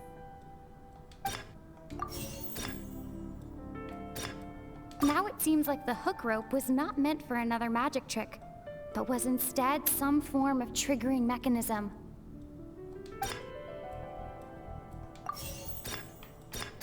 The rope that strung the water tank up was lit by the fireworks and cut. As such, the focus here is on the water and not the tank. The deceased's name is Cowell, Linny's assistant. He would have been able to tamper with the equipment. Nope. Okay, well, we got the hook part. Okay. I remember there was something else within the inner layer of that box. Lynette was in the magic box on stage the entire time. Did she have something to do with this?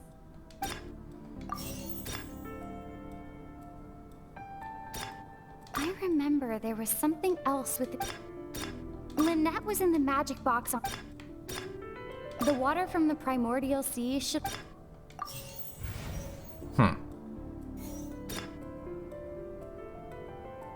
The deceased's name is Cowell. The water from the primordial sea... Lynette was in the magic box on... The rope that strung the water tank... Getting close. Lynette was in the magic box... I remember there was something... There you go.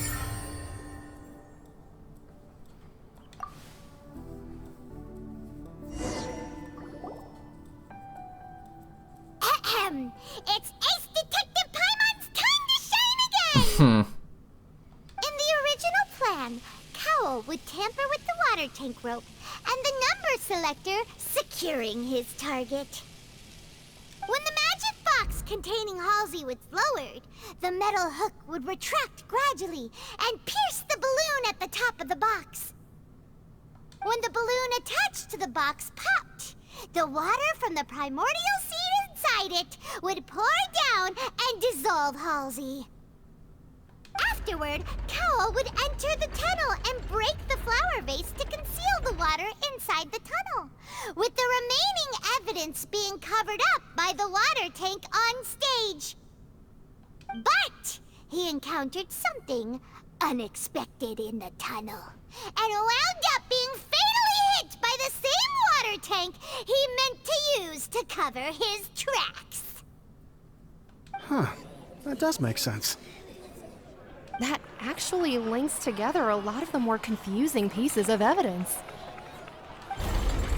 Alright, alright. Oh dear, what do I do? Even I think they sound convincing now. Have I falsely accused an innocent person?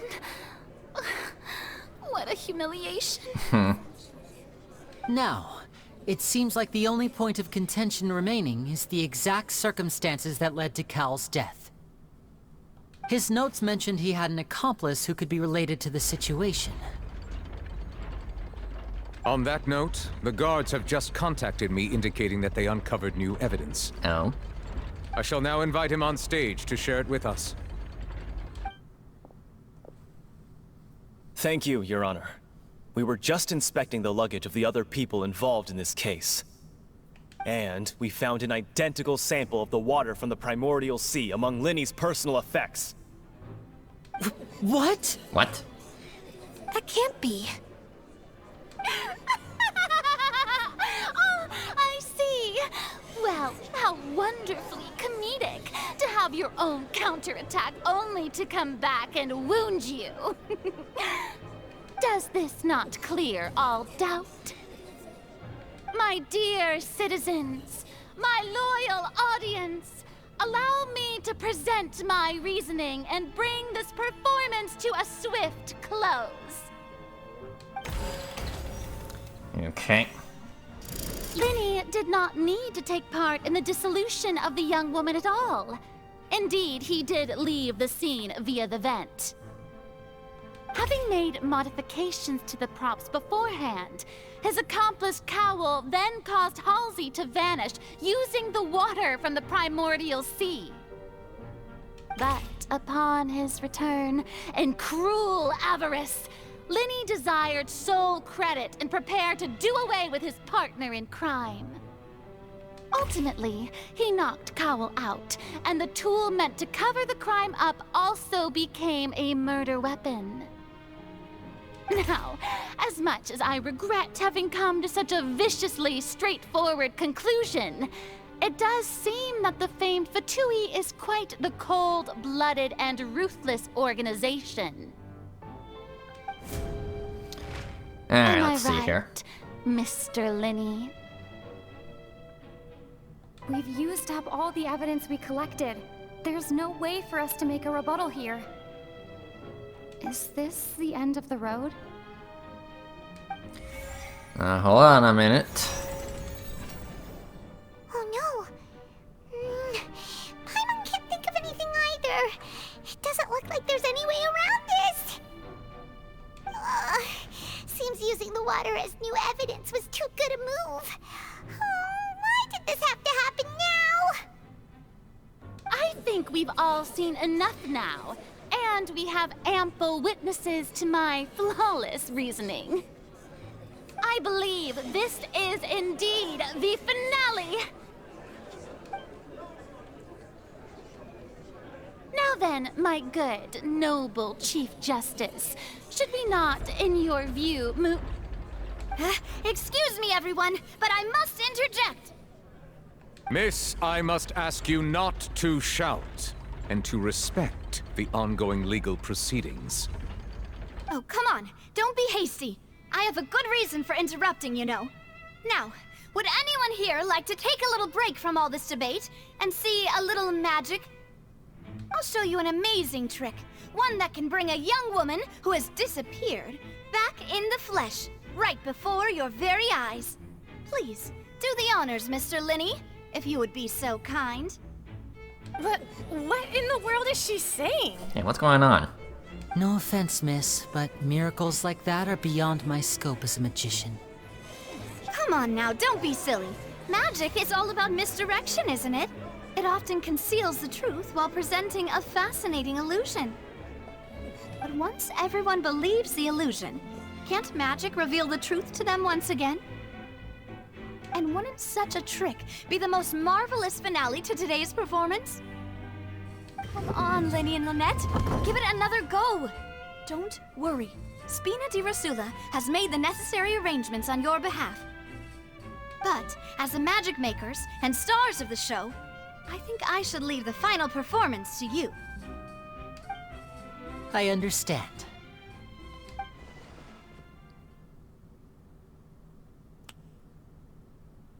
And voila.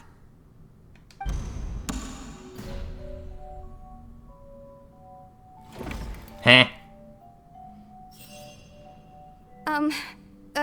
Sorry for the interruption. Okay. Wait, isn't that Halsey? So the whole thing about people dissolving wasn't true after all? To be clear, I'm only here because this person told me that if I testified, the merit of doing so would lessen my sentence. I was hiding outside this room listening to the proceedings because I was afraid that I would be the one put on trial. I was just feeling happy that no one had noticed me, and then before I knew it, she caught me. That'll teach you to underestimate us three. Where should I begin? I'm sorry. I'm the one who killed Cowell. I admit it. Dun dun dun! Plot twists! What? Why? Firstly, my name isn't Halsey. It's Lillian, and I'm originally from Mondstadt. I heard that Linny's show was gonna be a real thriller, but I missed the chance to buy a ticket, so I stole one. That's how I make a living. I steal stuff here and there.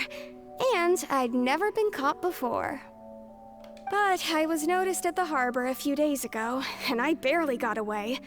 Linny was the one who caught me in the act. Hey, no wonder you look familiar. So you were the thief! Liddy even mentioned that you were pretty skilled. Well, and I thought that would have been the end of it, but then the number selector chose me. He even mentioned the Fortress of Meripede. That's a prison, isn't it? So you can imagine how shocked I was. I thought he was onto me for sure. So I played along with the show while looking for an opening to flee.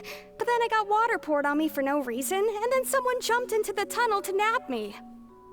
I wasn't going to take that lying down, so I knocked him out and stuffed him into the box. There was nowhere to run from there, though, so I had to change my clothes and hide in a box containing performance costumes. I slipped out after the first guard arrived at the scene and continued hiding inside the opera house. Can a person even hide in there? But I swear I didn't know that the water tank would fall down. Really, I swear it. Had I known that, I wouldn't have put him in the magic box. I may be a thief, but I'm no killer. Well, that makes everything pretty clear now, doesn't it?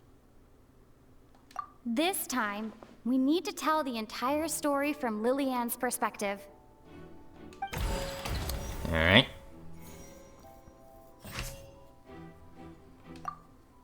Let's see here.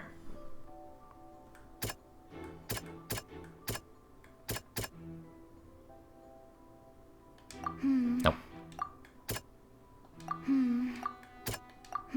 Yeah, I'm just going through all my options. Okay.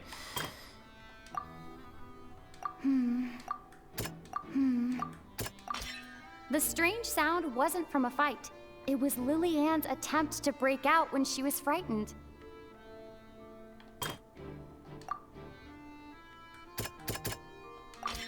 The flower vase was not broken to cover anything up, but was smashed during the struggle between Lillian and Cowell.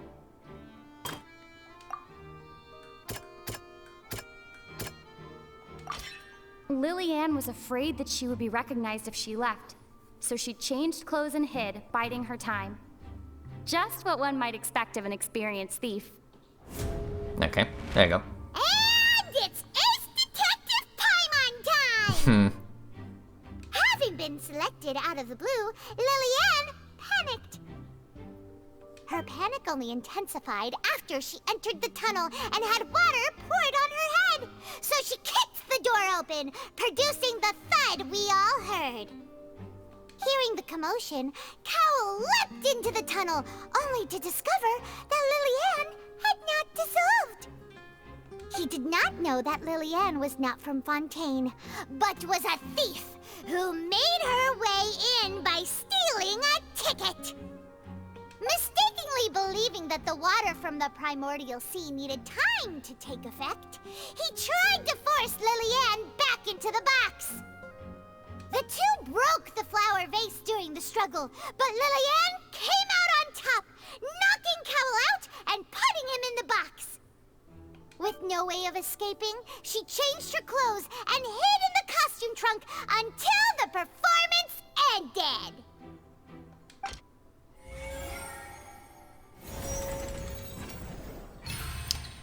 Okay. Alright, continue.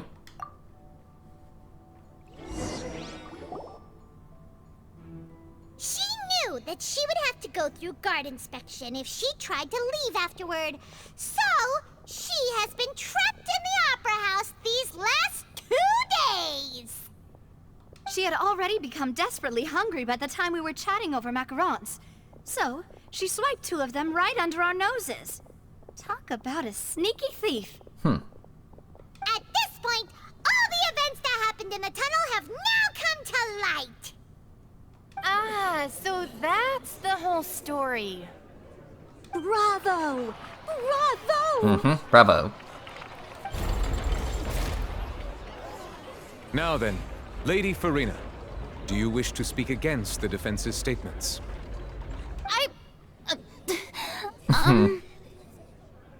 Please answer the question, Lady Farina. Also, if I may add, the trial has not yet ended. As such, I request that the prosecution not leave the room before the proceedings have concluded. What, are you reading my mind now? No, I have no further arguments. I admit defeat. But really, could you at least have left me with some dignity? No. Wow. Look at that! She's like a deflated balloon now. If there are no objections, then as the Chief Justice of Fontaine, I shall once again repeat the full sequence of events. The actual perpetrator of the serial disappearances, Cowell, selected his next victim from the audience reservation list. With some modifications to the selector, he could ensure that the pre-selected young woman would be chosen. To cover up any evidence while committing the deed, Cowell thought of allowing the water tank to fall, which would conceal the water left behind after the young woman was dissolved. He also tampered with the rope suspending the water tank, using the fireworks at the end of the performance to cause the tank to drop and hide the watermarks. He poured the water from the primordial sea into a balloon during the preparation of the magic box and stuck it to the box's lid. Finally, he passed the prepared hook on a rope through the gap in the magic box's door when bringing the young woman to said box. When the magic trick officially began, the box containing the woman was lowered into the tunnel, tightening the hook rope and bursting the balloon containing the water. If all had gone to plan, the young woman would be dissolved at this time. However, Lillian was not from Fontaine, and thus fled the box with a loud noise. Realizing that there was trouble, Cowell entered the tunnel and met Lillian. Thinking that the waters had not yet taken effect, he decided to proceed. However, his opponent was more capable than he thought, and he was overcome, knocked unconscious, and placed into the magic box, and thus became his own final victim. Lillian, according to her own statements, then changed clothes and hid until the performance ended, before hiding in other parts of the opera house. As for Linny, he was in the underground structures within the opera house, and was thus ignorant of these happenings.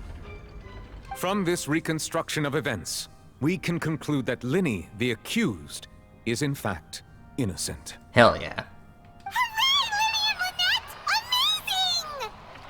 While there is much in Linny and Lillian's conduct that should still be investigated separately, this case, at least, can be handed over to the Oratrice to make the final decision.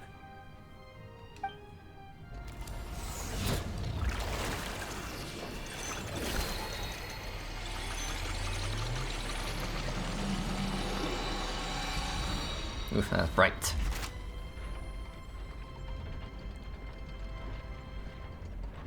As such, Linny and Lynette are officially declared not guilty. Oof.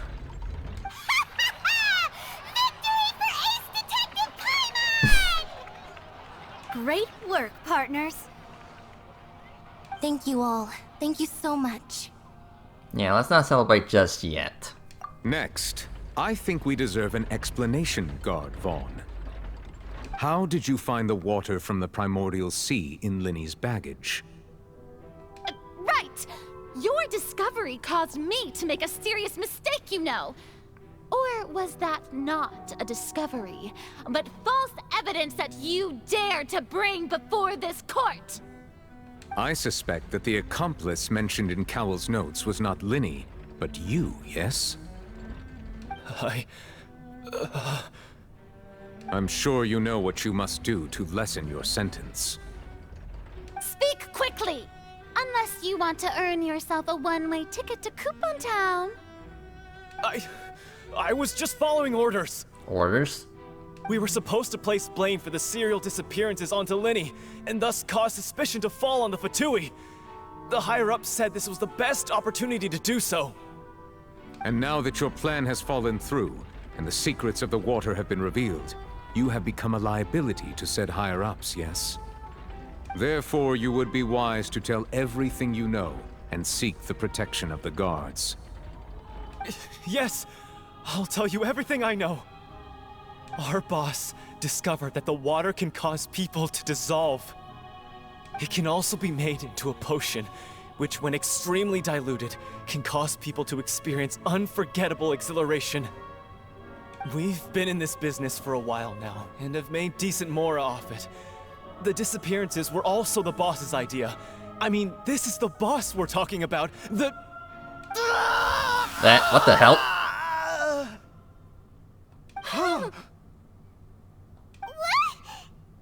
He turned into water? Huh. Shit. That was unexpected. Now he can no longer talk.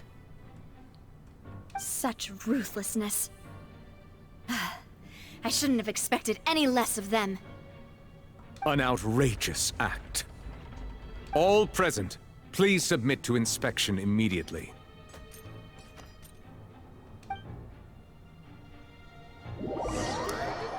Okay, well.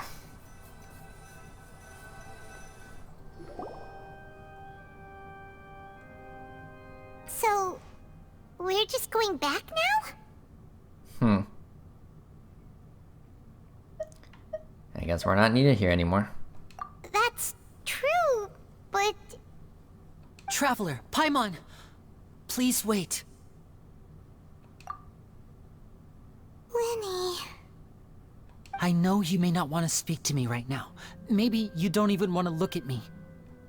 But still, let me thank you again for defending me to the end, even after you learned that I'm a member of the Fatui.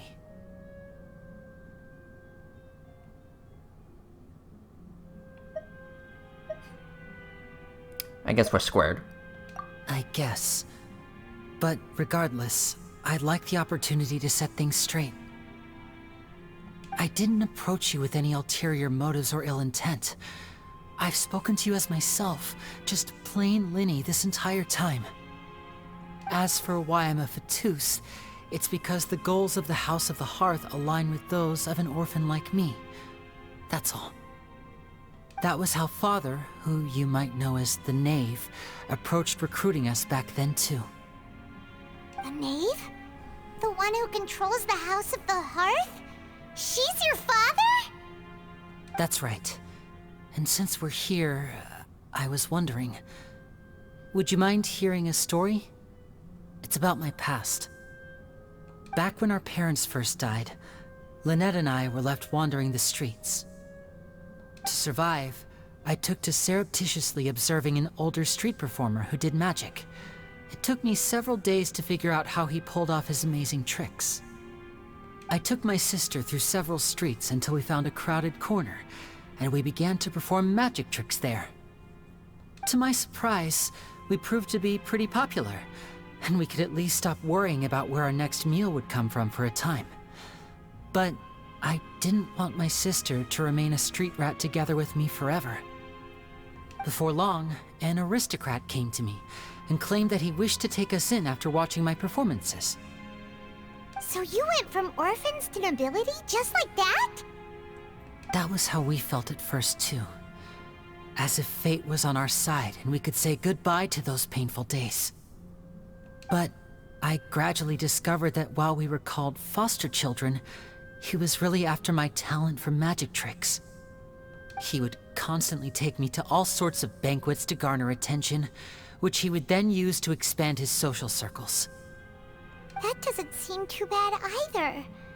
Better than roaming the streets at any rate. It took a while for me to realize just how dark his heart really was. After one particular performance at a banquet, I discovered that Lynette was not on the same return vehicle as me. I waited a long time after we returned home, but she did not come back. I went to that noble's bedroom and asked him about her whereabouts.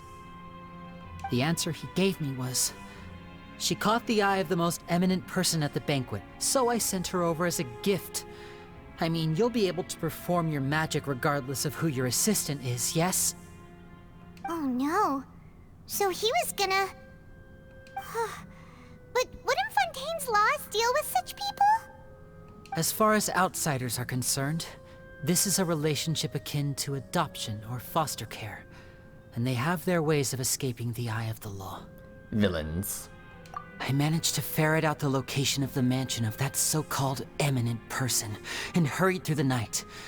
But by the time I leaped over the walls, avoided the guards, and made my way in, all I saw was the moonlit ground covered in blood, and the knave standing there in the darkness. So, she'd already taken care of that guy. That's right. She had rescued my sister before she could come to any harm, and had even discovered several girls hidden in a basement, all of them orphans. Father, I mean, the knave, might have seen something in me, and so she made me an offer. The House of the Hearth welcomes you, for your interests align with ours. Here, none will ever betray you. Indeed, betrayal shall never be permitted here. I was hesitant to trust her. I mean, I had just been betrayed by nobles. But she was also quick to destroy the noble who had taken us in at first, giving us back our freedom. Oh, so that's how the two of you joined the House of the Hearth.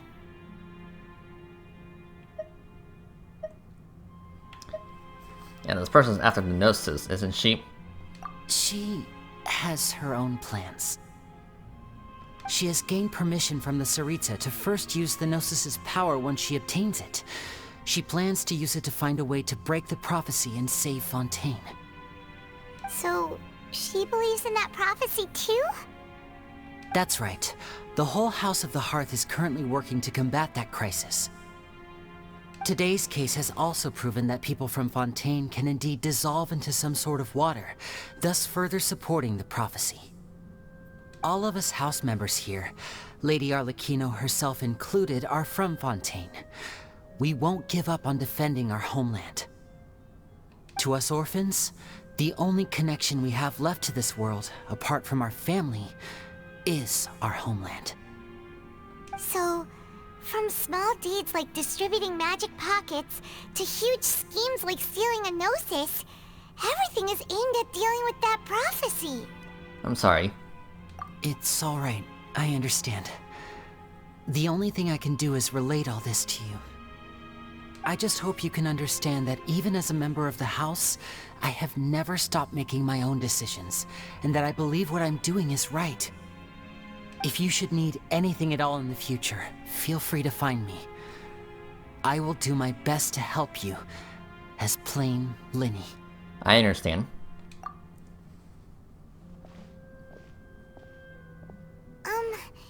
Bye, Linny!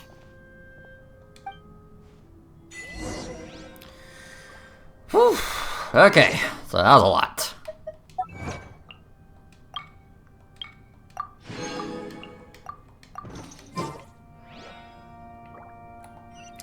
Okay.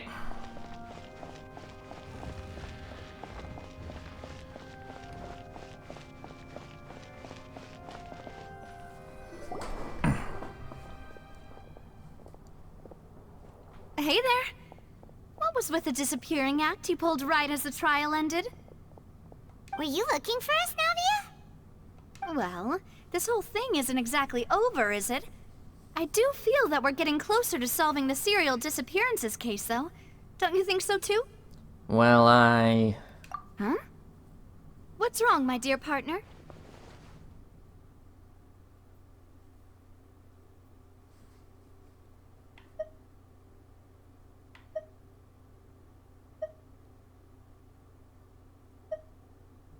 Besides, are you sure we're the ones who can crack a case that's been cold for decades now? And given that there's new evidence from the trial, there should be a trail of breadcrumbs for the Hydro Archon's people to follow now, right? Ah. I see. Well, I won't lie. I'm a little shocked to hear that from you. But I suppose you are just travelers who have only arrived in Fontaine after all. Sorry. I might have been too presumptuous. Don't say that, Navia. Ah, and we were having so much fun investigating with you, too. It was like having new waters flowing into a stagnant mire, causing new hope to spring forth, and the reflection in the murk to become clearer. Well, sorry about that. I'm a bit prone to nostalgia. Don't mind me. Wait, shall we have a farewell meal? You know, to commemorate our time as partners? Huh? Do we really need to get that formal? Well, guess you really did treat us as partners, huh? Well, I'd just like to have a proper ending to every important memory. That way there are no regrets later. Anyway, it would just be a meal, so it shouldn't take up too much of your time. Yeah, let's go eat. You don't have to twist Paimon's arm. If Boss Navi is treating, count Paimon in. Obviously. Oh, wonderful. In that case, why don't we return to the Court of Fontaine and head to the Hotel de Boer?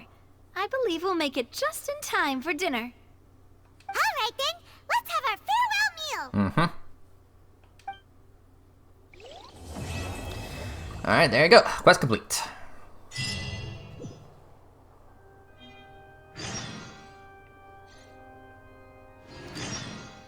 Okay.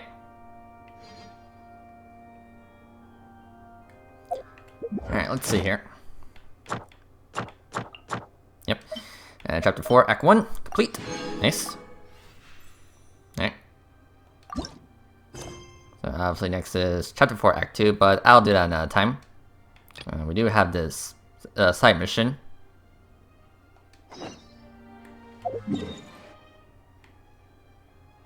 Okay. Well, I'll do that another time. Okay.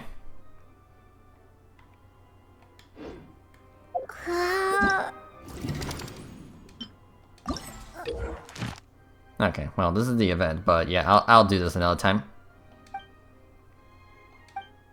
Yeah, I'll do that another time. Okay, so cool. Yeah, let me unnavigate that. Okay, now where's a good spot to end it? I mean, I guess back to the very beginning. Plus, I could get that Hydroculus I missed.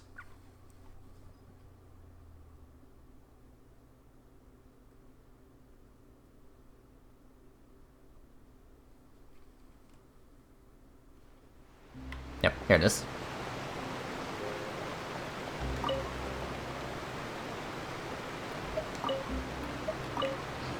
Okay. Thank you.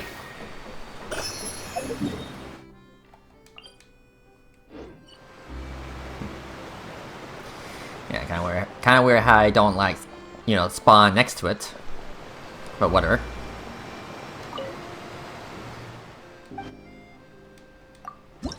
Yeah, here you go. I know it's not much, but you know, it's a start.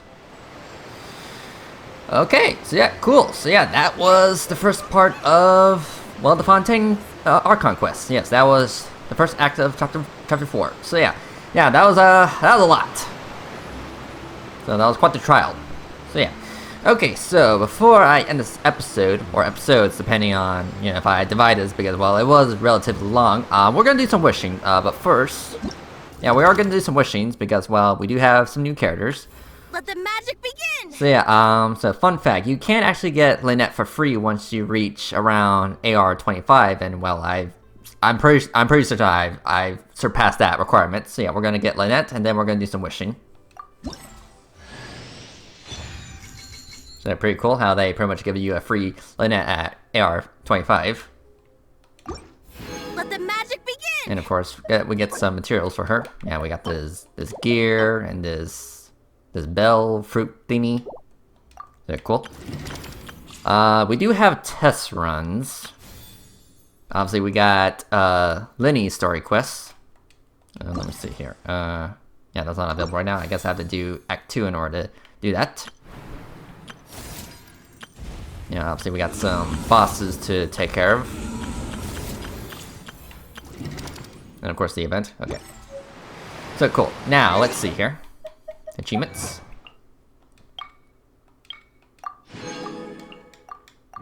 Okay.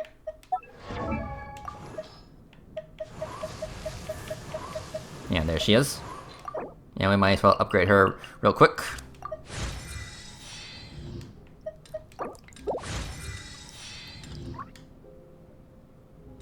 Yeah, have some tea. That's kind of cute. Okay, but yeah, here you go. My perception has been heightened. Okay, that's it. Okay, whatever. 33. 35. Okay, cool. Yeah, get my free fate, very much. Okay, so let's go to the shop real quick so I can spend my Primo Gems. Yes, we're gonna get 14 of them. Plus, this would give me the opportunity to get these monthly fates when I get enough points from wishing. Okay, but yeah, let's do some wishing. Okay, so for phase 1 of version 4, it's Lenny and Yelan. Next will be Tartaglia and Zhongli. Yeah, which those are 2 characters I already have. But in phase 2, there's gonna be a new 4-star within those 2 banners. So yeah, kind of unfortunate for my case. Like, okay, let's say if Yelan and Zhongli or Tartaglia and Yelan switch places, then yeah, I would be more inclined to do that to get the 4-star and probably get Yelan. But yeah, we are gonna get Lenny because I have heard that he does have a passive ability that is useful for exploration. You know, his passive is to detect nearby local specialties in Fontaine. I wouldn't mind getting Yelan, but the thing is, I do have a Sing Cho, and well, Yelan is pretty much a 5-star Sing Cho. So yeah, she's nice, and I have played her before on Blue's account, but I pretty much stopped playing on Blue's account because, well, she doesn't play Genshin Impact. So yeah, it's kind of like, why would I work on someone else's account if they're not going to play the game themselves? But yeah, we're gonna wish for Lenny and probably get some constellations. Now I know my Bennett is C6, Bara, don't remember what constellation she's at, probably at C3, and of course more constellations for Lynette would be nice. But yeah, so let's get Lenny. So let's see here. First I'm gonna check my history real quick. I know last time when I did my wishing session, it was pretty good. Yeah, I did got like 2 5-stars within 40 pulls. So maybe this time, I mean, who knows, maybe I might get lucky. But yeah, 7 pity. So yeah, let's do this. And we're starting from pretty much, yeah, this will be a 50-50. But yeah, 7 pity. So yeah, here we go. First 10. Okay, purple. Kind of expected.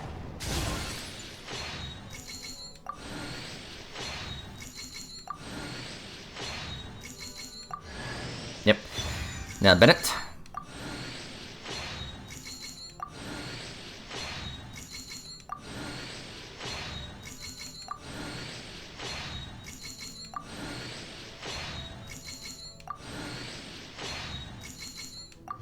I mean, realistically, I should just skip this because, well, I already have the available 4-stars.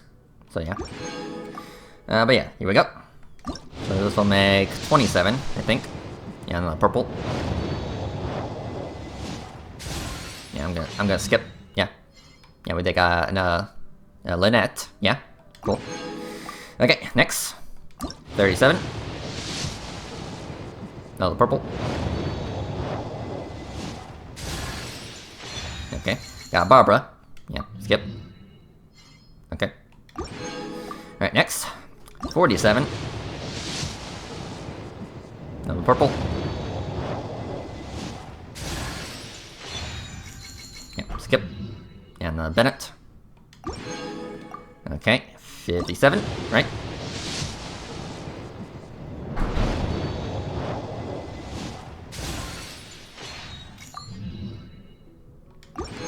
Okay, 67. And we might be, yeah, we may have to go to pity range. Yeah, Lynette, cool. Okay, 77, yeah, this is within pity range. Yep, okay, so 50-50 time, who will it be?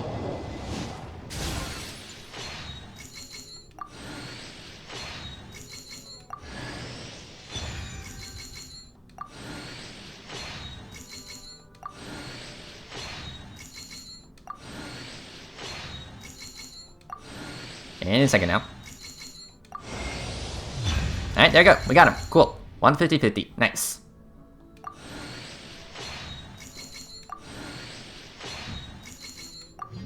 Alright. So, pretty cool. Pretty cool. So, I do have some fates left over. Yeah, I still have plenty of fates left over. So, like... Again, I wouldn't mind getting Yelan.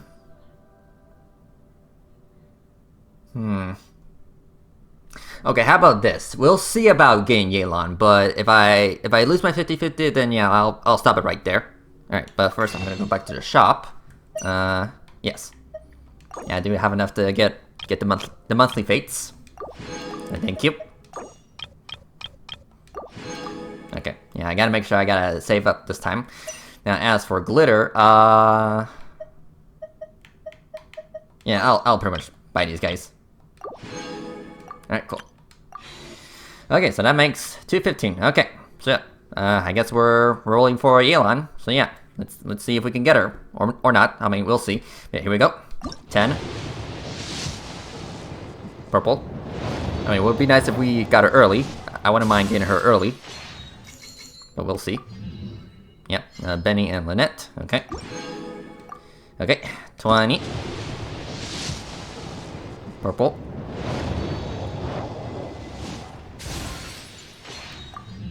Another Bennett. Okay, 30. Purple. Skip. 40.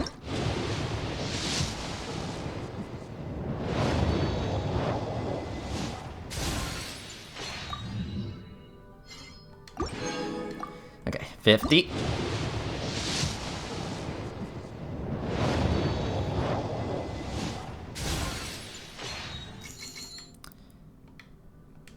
Yeah, I was pressing the wrong button. No, obviously. Okay, 60. I may have to go into pity.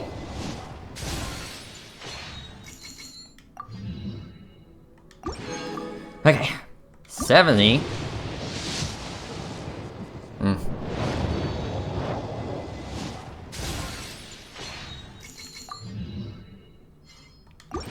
Okay, 80.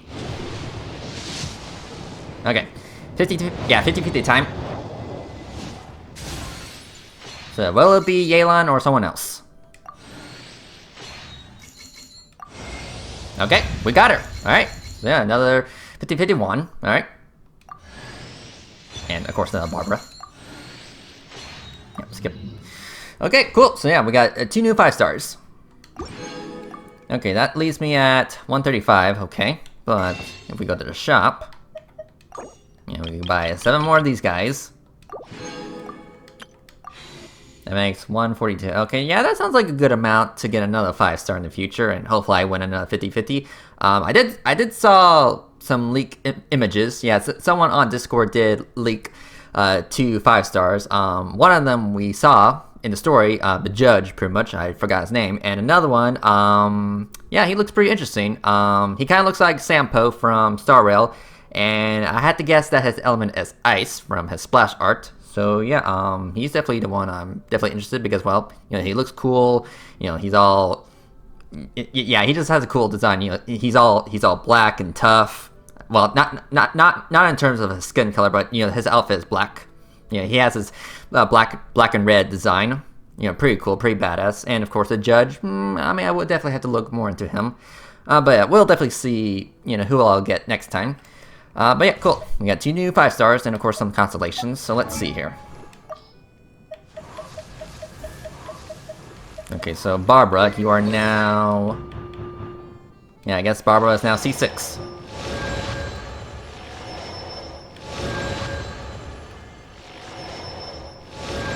Yeah, I did hear that C6 Barbara is pretty OP because, well, she can pretty much revive a down player, down companion.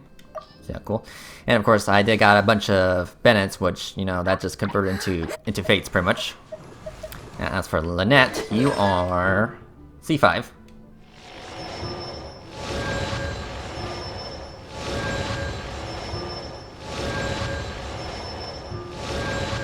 Okay, cool. So close again to C6, but maybe another time. Okay, cool. Now, as for Yelan, let's see here. I think I'll worry about upgrades another time.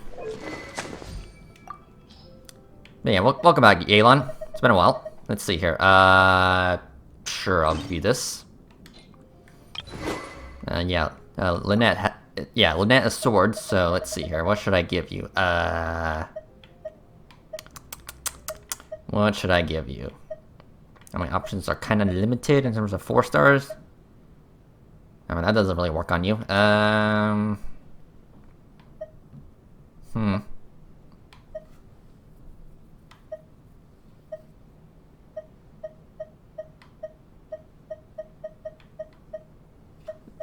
I'll give you this for now. Maybe I'll think about it later. Okay. And yeah, Lenny is also bow. Okay. Let's see here. Sure, I'll give you this. Pretty sure I got this from the Chasm event. Yeah. Okay, so cool. Alright, so let's get to know our characters. Let's start with Yelan first. So, hello. Hello, traveler. Call me Yelan. I think you may need my help, and I just so happen to be interested in some information you have. In other words, you scratch my back, I'll scratch yours. Obviously. I got a new letter from an informant. Looks like the situation has changed again. Huh, good roll. Alright, maybe I'll take one more day off, and knock out the rest of the work once I'm feeling up to it. Navigating the world is a whole lot easier with a few different identities to choose from. Need me to come up with some for you? Maybe. It's raining again? Oh, this isn't good. If the rain washes away the traces, it's gonna set us back a long way. Yeah, how very convenient that you said something like that in this quest. Only innocent children and timid adults are scared of thunder. But you're not either of those, are you? It's getting a little cold. Time to bundle up. This blinding sunlight is such a pain. No way I can get a nap in this weather. There's a restlessness in the wind.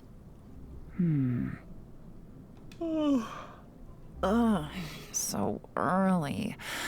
I usually get up at noon if I don't have any urgent work. I'm getting sleepy. Think I'll take a nap. Don't wake me. I'll wake up naturally when it's time to work. Good evening. Have you had dinner? What did you have? How was it? Oh, just making conversation. Don't think anything of it. Sure. Come on now. Drink your milk and go to sleep. What? You're not a kid? Alright, well, I'll just leave it right here. It's yours if you want it. I usually fall asleep well after midnight. Full disclosure, if you're a sleep talker, I can't promise I won't take notes, okay? Okay.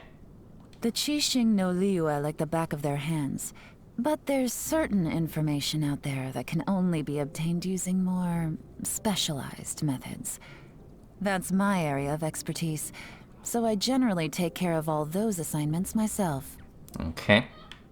Huh? What's that look on your face for? You don't have to be on guard around me. I never scheme against people who have my stamp of approval. If you grind loach pearls down to size, they make excellent earplugs. They're very soundproof. You can sleep away blissfully even when there's someone screaming right in your ear. Of course, I hope for your sake that you don't ever need them for that kind of reason. Okay. The bracelet on my right hand? I suppose there's no harm in telling you. It contains a kind of magic used by our clan, and it can send simple messages. The meaning of those messages is buried in the blue light, and only I can decipher them. Plus, when it glows, it's pretty much an indication of, well, your charge shot. Yeah, your charge shot will have an Hydro AoE effect.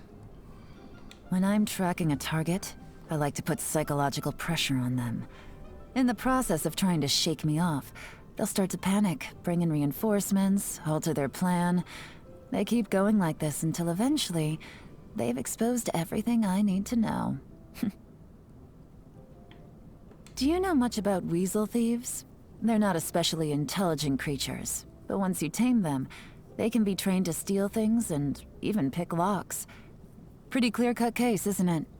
If even animals can be used as pawns with the right methods, the same has to be all the more true of people, who are constantly plotting and scheming against one another to begin with. Yeah. The reason I'm willing to bet on you is because of your special status. I think it'll bring me a lot of leads that can get me closer to the truth. So, got any news for me today? In my free time, I live life completely at random. It's quite simple. I make a list of things to do, then I roll the dice to decide which one I'm going to do next. It's a surprisingly fun game, and it's really broadened my mind. In that sense, it's been quite helpful where my job is concerned. My physical fitness isn't actually that great compared with some trained martial artists. It's a hereditary thing that runs in my family. So, before getting into really important work, I adjust my schedule to make sure I get enough rest, wait till I've built up enough energy, then strive to finish everything that needs doing in one go. Outside of work, I try my best to live life at a calm and carefree pace, so I'll always decline to take on any strenuous physical labor. Alright. I like to grind dried Jueyun chilies and violet grass stamens into powder, mix them in with some Yunlai white tea leaves, and then brew a strong pot of tea. It has the most powerful fragrance that makes you instantly fall in love with it. I prefer drinks like this with a long-lasting aftertaste to things like coffee and spirits. Alright, yeah, I'll definitely keep that in mind when I'm making your specialty. You have to be very careful with sweets. That powerful sense of satisfaction, it weakens your willpower, makes you relaxed. It only takes a few bites to get addicted, and with long-term consumption, you'll slowly but surely lose your edge. Not bad. Almost good enough to bribe me with. Once you get accustomed to spicy food, everything else tastes bland. It's just the way it is. Shall we roll some dice? Whoever gets the lowest number gets to eat it. If I was to tell you that maybe you shouldn't celebrate too hard today because you'll let your guard down, and someone out there might just be waiting for that moment to make their move on you, it probably wouldn't go down very well. So relax and take it easy today. Oh, and you should stop by the Yenshang Tea House. I whipped up some treats especially for you. Not sweet ones, of course. Just the tiniest little hint of chili. Okay, thanks. So, welcome to the team. Alright, yeah, let's do Lynette next. So, hello. Pleased to make your acquaintance. I am Linny's magic assistant, and if you have work-related inquiries, please ask Linny. If you have questions related to seeing a magic show, please ask the ticket office. You want to talk to me? Then get to the point. Tea is ready. Now it's time for a short rest. Seems Linny is saying some strange things again. It's really worrying. Entering standby mode. I hope nobody disturbs me. Yeah, again, what are you, a robot? Rainy days are perfect for spacing out. The skies have cleared? What a pity. Ow! That hurts my ears. I mean, you are a cat girl, which means you're, sensitive. So cold. Let's hide you in a hat. There is nothing new under the sun.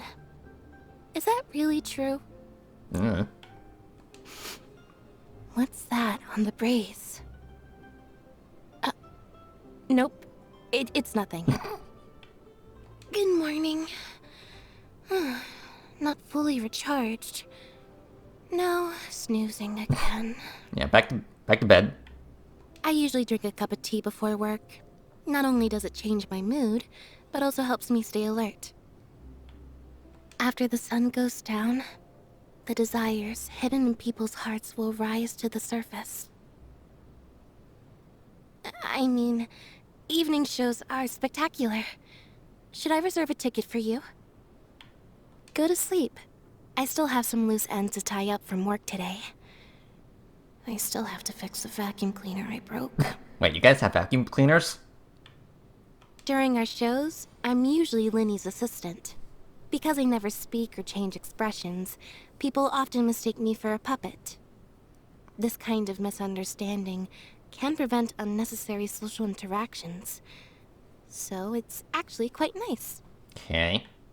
Making tea looks simple on the surface, but it is actually quite complex.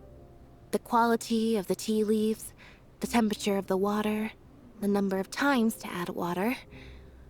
Only when every variable is properly controlled can tea of the purest taste be brewed. Would you like a cup? Sure. Animals can also express their feelings. If you listen carefully, you can tell what state they are in. For a kitty, meow means they are much happier than and in that situation, you can pet them as much as you want, and they won't run away. Of course you would know that. If you explain a magic trick, then the allure of the performance is lost. Personal relationships are the same. If you want to understand me, why not learn a bit at a time and gradually piece together a complete picture? Alright. A person's mental state is like a bowstring. If it's constantly under high tension, it will be at risk of suddenly snapping. So, outside of work, I prefer to do things that relax my brain, like making tea, feeding cats, and just zoning out. The calmer one normally is, the easier it is to deal with crises when they do pop up. I tend to have difficulties operating any kind of machinery. As soon as I stop paying attention, all kinds of things start to go wrong. Once, I even broke the dryer on a rainy day. At least Fermine is good at fixing things. Okay. Pry open the shells, squeeze a bit of lemon juice onto the fresh shellfish. No plate necessary. Perfection. Perfection.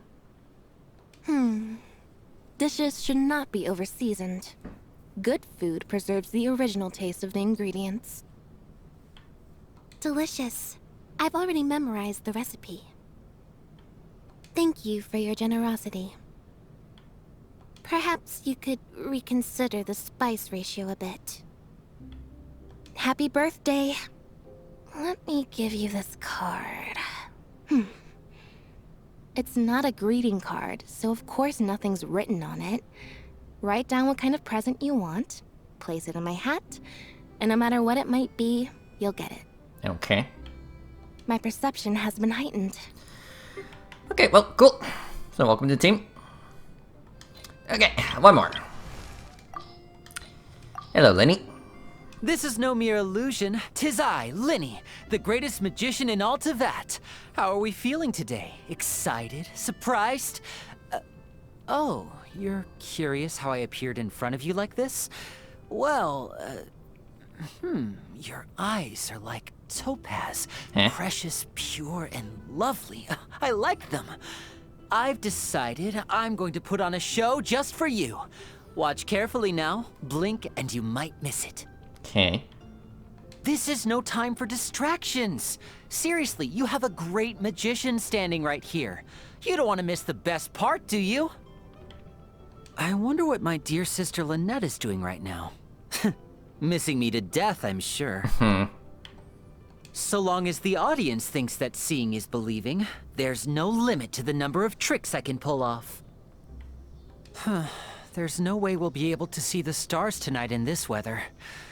Unless I try making the stars appear anyway. Great, the weather's clearing up. I wonder if there's someone up there performing magic too.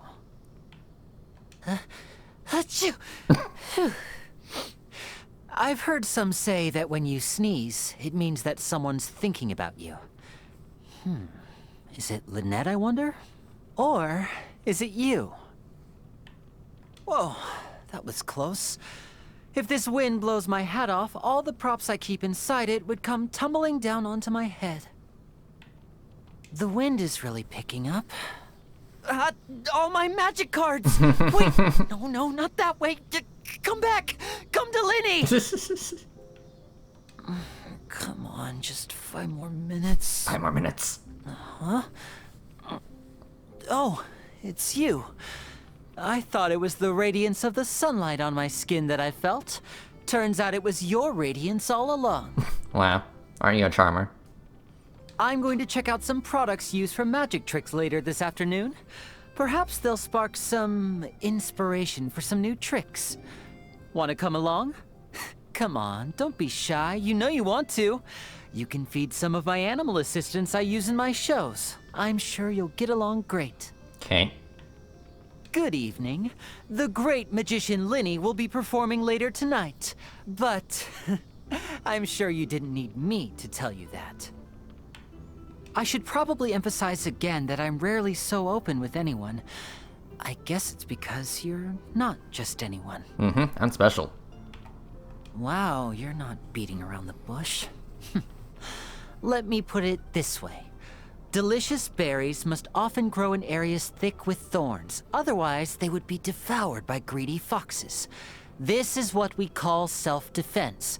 I mean, sure, I don't mind telling some small lies to others at times, but between the two of us, I've never done anything worse than omitting a minor detail here and there, right? Right. Magic isn't just a performance art, it's also a way of thinking.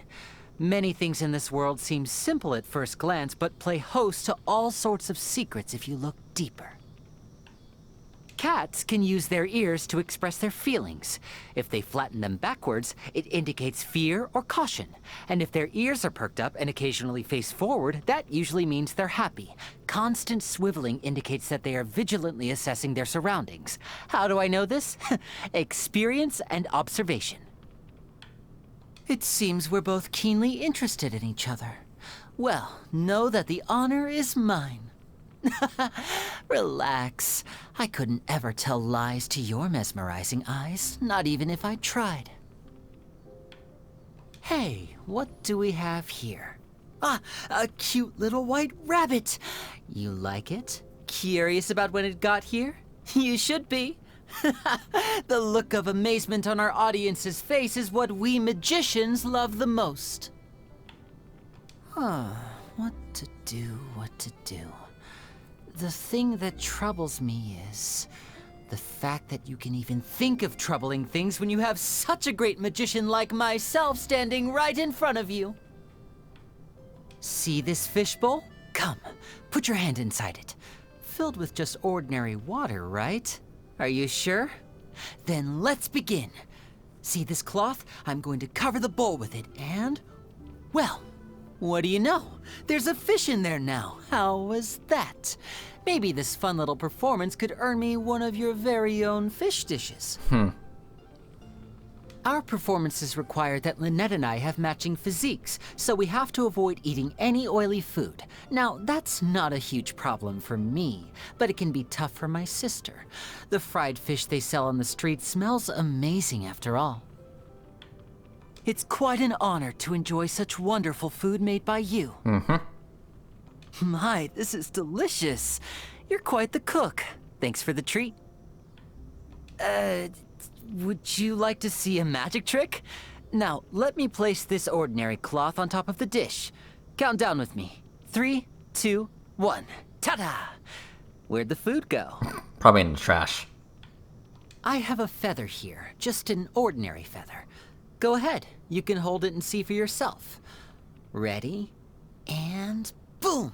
It was a party popper all along. Happy birthday! See this? I got one of the paper streamers floating down. Now, make a wish and picture a birthday gift in your mind's eye as I light it. 3, 2, 1. Great! Very good. I know exactly what you're thinking now. The last step? Put your hand inside my hat. Well, is it the gift you wanted? Yeah? Okay. Man, welcome aboard. Okay, so that was a lot of introductions. Okay, yeah, I think I'm gonna end right here. All right, everyone. Well, thank you for watching this episode of, well, the first act of Chapter 4. So yeah, I guess next time we'll do Act 2, and of course explore more of Fontaine, and probably do some side missions, which I'm kind of, dreading those side missions, especially if they're definitely on the long and boring side, and again, if it's very, very much like the R&R quest, but we'll see. But until then, I'll see you guys next time. Later.